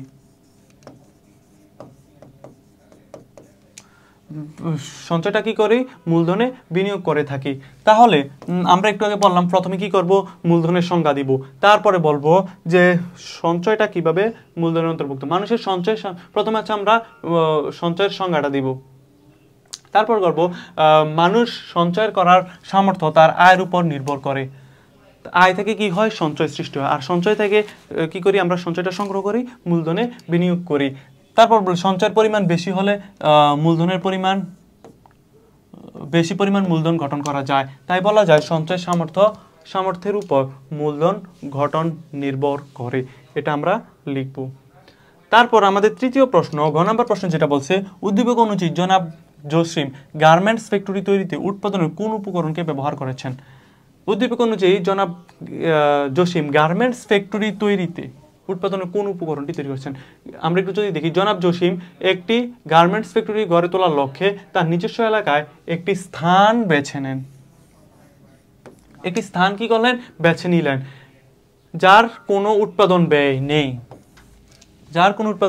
তাহলে আমরা সহজে বুঝে গেলাম, এতটুকু পরে আমরা বুঝলাম যে কোনো একটি স্থান, জায়গা, এগুলো কিসের অন্তর্ভুক্ত ভাইয়া, এগুলো হচ্ছে ভূমির অন্তর্ভুক্ত। আর যেহেতু এরপর বৈশিষ্ট্য বলেই দিছে যে যার কোনো উৎপাদন ব্যয় নেই, উৎপাদন উপকরণের কোন উপকরণটার উৎপাদন ব্যয় নেই ভাইয়া, উৎপাদন ব্যয় একটারে নেই, সেটা হচ্ছে ভূমি। কেন নেই, কারণ হচ্ছে আমরা ভূমি উৎপাদন করতে পারি না, এটা প্রকৃতির দান। এটা বলছে যে উদ্দীপক অনুযায়ী জনাব জসিম গার্মেন্টস তৈরিতে কোন উপকরণটি ব্যবহার করেছেন। তাহলে কোন উপকরণটি ব্যবহার করেছেন আমরা বলতে পারি, এটা হচ্ছে ভূমি ব্যবহার করেছেন, ভূমি উপকরণটি ব্যবহার করেছেন। তারপর আমরা কি করব, ভূমির সংজ্ঞায়ন দেব। প্রথমে হচ্ছে এই যে জ্ঞানমূলক ভূমি ব্যবহার করেছেন, ভূমির সংজ্ঞায়ন, ভূমিটার কথা উল্লেখ করব। তারপর 2 নম্বর হচ্ছে আমরা ভূমির সংজ্ঞায়ন করব। ভূমি কি, ভূমির বৈশিষ্ট্যগুলো আমরা কয়েকটা লিখে দিব। ভূমি হচ্ছে প্রকৃতি থেকে আমরা যা কিছু পাই তাই হচ্ছে ভূমি। তারপরে হচ্ছে ভূমির কয়েকটা বৈশিষ্ট্য দিব। তারপর ভূমি আদি ও ক্ষয়, ভূমি কখনো মানুষ উৎপাদন করতে পারে না, পারবেও না, ভূমির উৎপাদন খরচ নেই। তারপর যে অংশটা আমরা উল্লেখ করব যে জসিমের যে বিষয়টা, যে জসিম যে কারখানা ফ্যাক্টরি স্থাপন করার জন্য যে স্থানটি বেছে নিলেন, এই উদ্দীপক থেকে এই অংশটা নিয়ে আসবো, যার কোনো উৎপাদন খরচ নেই, এটার সাথে ভূমির কী ধরনের সম্পর্ক আছে এই বিষয়টা আমরা লিখে তারপর আমরা কনক্লুশন দিব যে জনাব রাজীব গার্মেন্টস ফ্যাক্টরি তৈরিতে উৎপাদনের ভূমি উপকরণ ব্যবহার করেছেন। তারপর আমাদের ঘ নাম্বার প্রশ্নে যেটা বলছে সেটা হচ্ছে গার্মেন্টস ফ্যাক্টরির সফলতার অন্যতম কারণ হলো শ্রমিকদের যোগ্যতা অনুযায়ী শ্রমিকদের মধ্যে কাজ বন্টন। যোগ্যতা অনুযায়ী যখন আমরা কাজ বন্টন করি সেটাকে আমরা কি বলে থাকি? এটাকে আমরা বলে থাকি শ্রমবিভাগ। তাহলে আমরা একটু লিখব, এই যে উক্তিটা দিছে, এটার উক্তিটার যথার্থতা মূল্যায়ন করতে বলছে। তাহলে আমরা প্রথমে এই উক্তিটা লিখবো যে গার্মেন্টস ফ্যাক্টরি, ঘ নম্বর প্রশ্ন উত্তর করতে গেলে উক্তিটা লিখবো, গার্মেন্টস ফ্যাক্টরির সফলতার অন্যতম কারণ শ্রমিকদের যোগ্যতা অনুযায়ী শ্রমিকদের মধ্যে কাজ বন্টন করা। উদ্দীপকের উক্তিটির সাথে আমি একমত বা উক্তিটি যথার্থ। এভাবে প্রথম অংশটা লিখবে, 1 নম্বর অংশ। এভাবে লিখলে তুমি যথার্থ মার্কস পাবা। তারপর 2 নম্বর অংশ হচ্ছে শ্রম বিভাগ কি, এটা ধারণা দিয়ে দিবা। তারপর হচ্ছে শ্রম বিভাগ কি, শ্রম বিভাগের ধারণা দিবা। শ্রম বিভাগের মাধ্যমে কি হয়?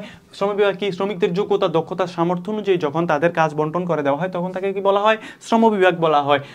যাতে শ্রমিকদের যোগ্যতা অনুযায়ী কাজের দায়িত্ব পায়, ফলে তাদের নির্দিষ্ট কাজের দক্ষ হয়ে ওঠে এবং সুনিপুণভাবে কাজ সম্পাদন করে। এটা তুমি 2 নম্বর পয়েন্টে দিবা। 3 নম্বর পয়েন্টে তুমি যে কাজটা করবা সেটা হচ্ছে উদ্দীপক থেকে এই যে শ্রম বিভাগ করলো, কি করলো?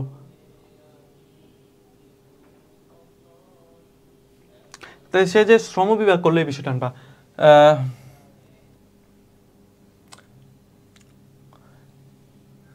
এখান থেকে পোশাক তৈরিতে জনাব জসিম তার গার্মেন্টস ফ্যাক্টরিতে কয়েকটি বিভাগ প্রতিষ্ঠা করে, এর ফলে তার প্রতিষ্ঠানটি কার্যক্রম গতিশীলতা বেড়েছে। শ্রমিকদের যোগ্যতা অনুযায়ী কাজ বন্টনের ফলে উক্ত গার্মেন্টস ফ্যাক্টরির পোশাক উৎপাদনের পরিমাণ বেড়ে যায়।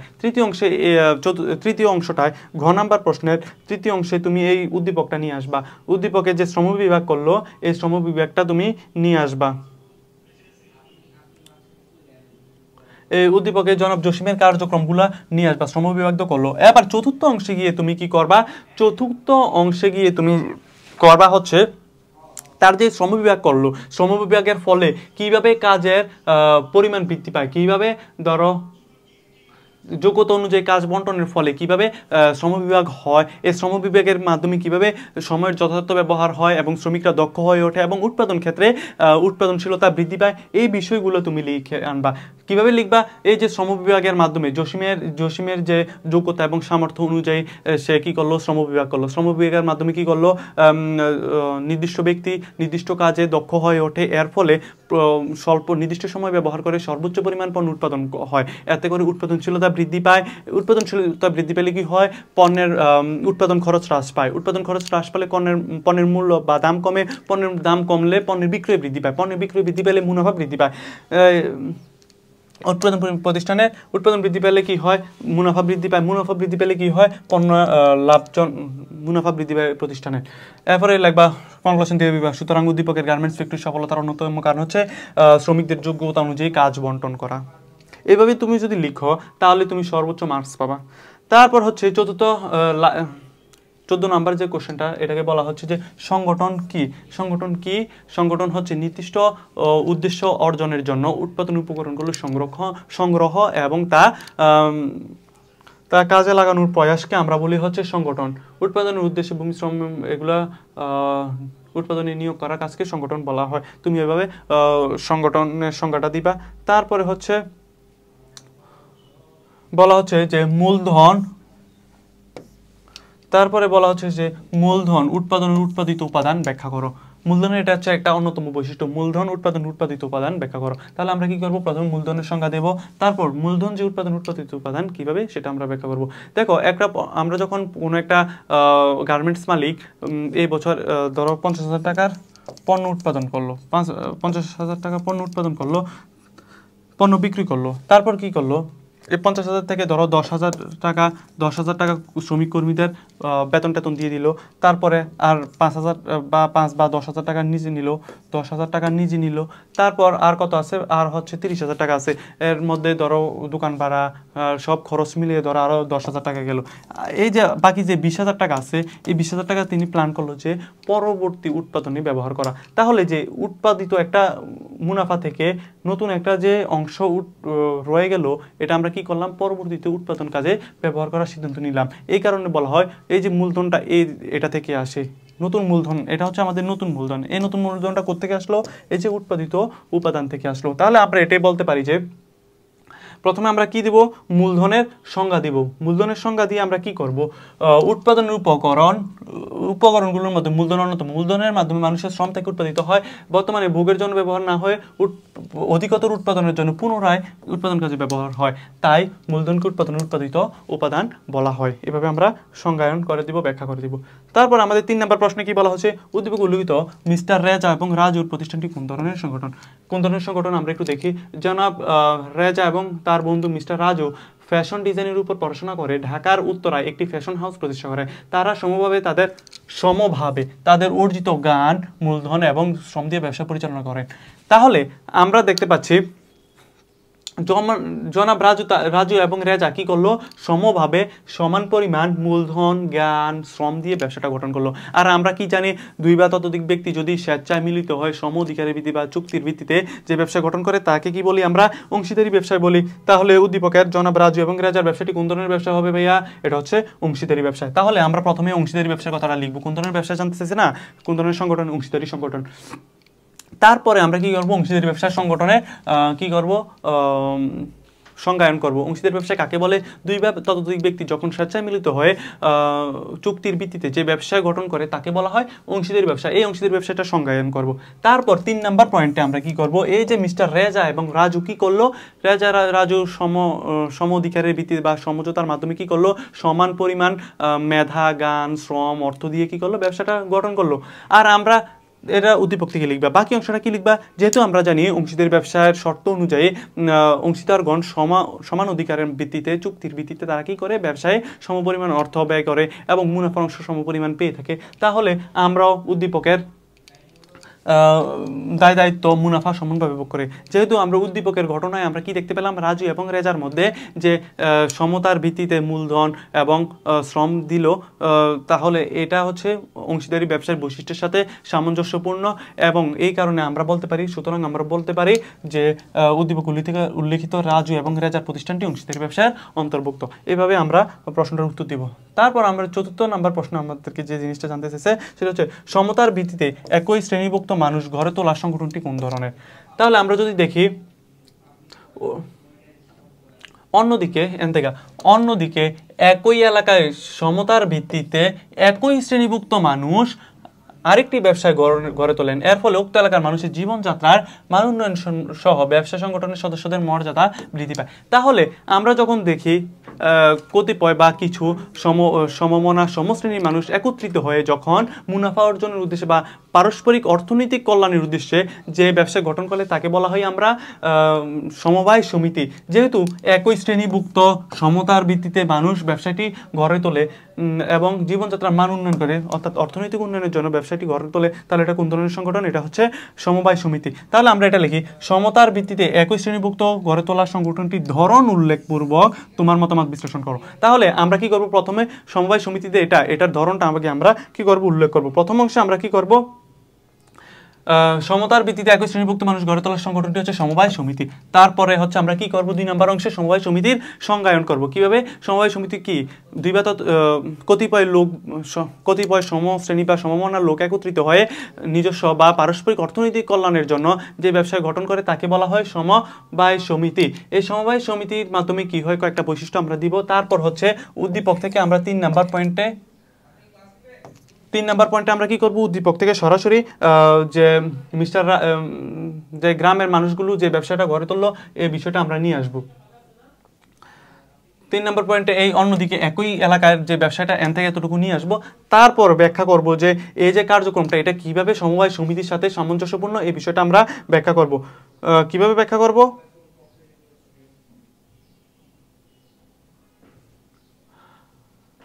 আমরা ব্যাখ্যা করব হচ্ছে সংগঠনটি সমবায়ের ভিত্তিতে গঠিত হয়, তাই বলা যায়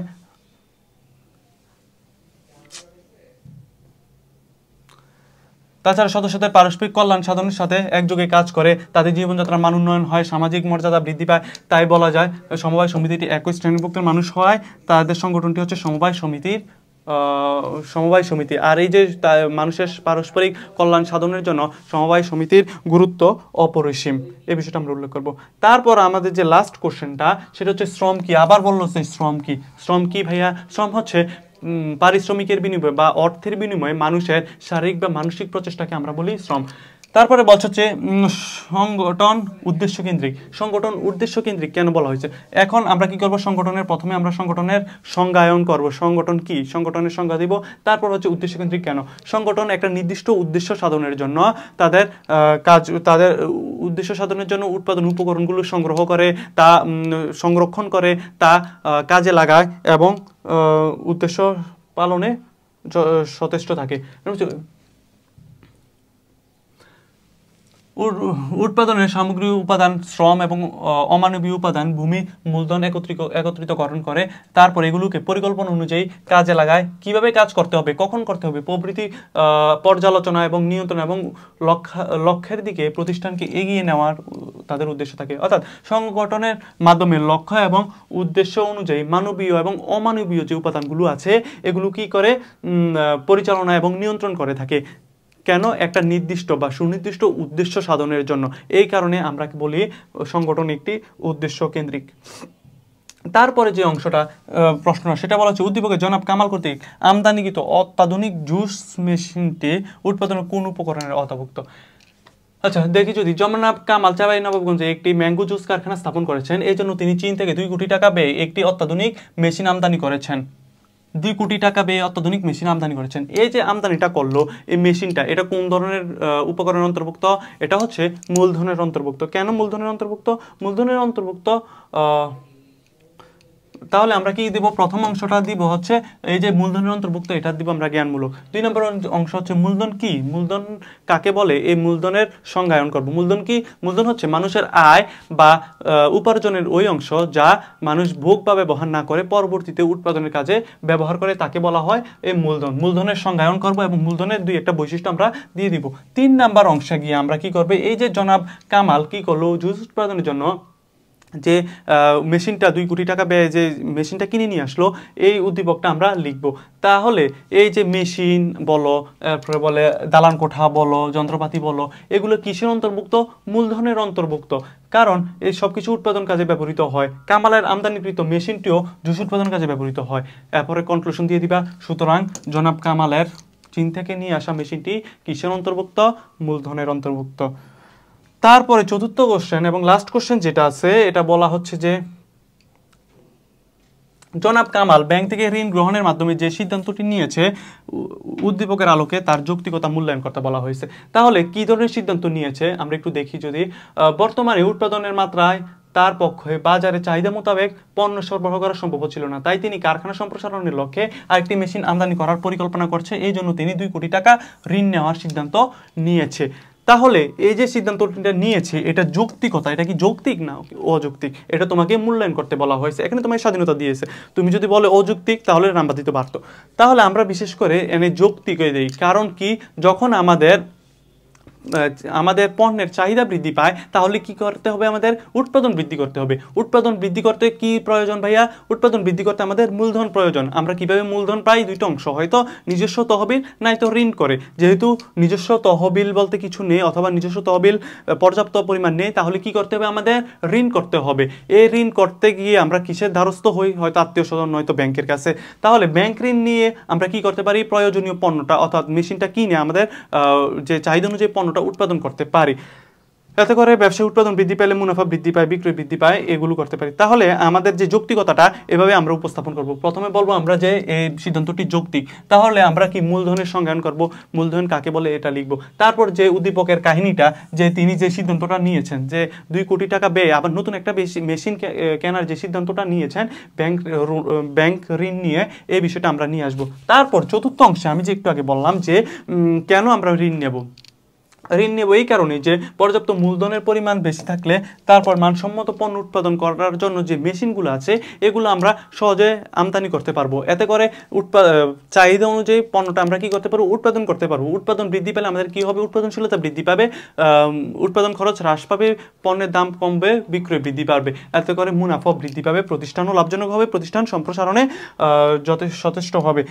এবং এগুলো লিখে তুমি কনক্লুশন দিবা। সুতরাং তাই বলা যায় উদ্দীপকের জনাব কামালের মূলধন বাড়ানোর জন্য ব্যাংক ঋণ নেওয়া সিদ্ধান্তটি যৌক্তিকতা রয়েছে বা যৌক্তিক বলে আমি মনে করি। আজকে এতটুকুই। ধন্যবাদ সবাইকে, সবাই ক্লাসটিতে যুক্ত থাকার জন্য। আর আমরা পরবর্তীতে নেক্সট অধ্যায়ে আলোচনা করব। আশা করি তোমাদের ক্লাসটি বুঝতে পেরেছো। ধন্যবাদ সবাইকে। আসসালামু আলাইকুম।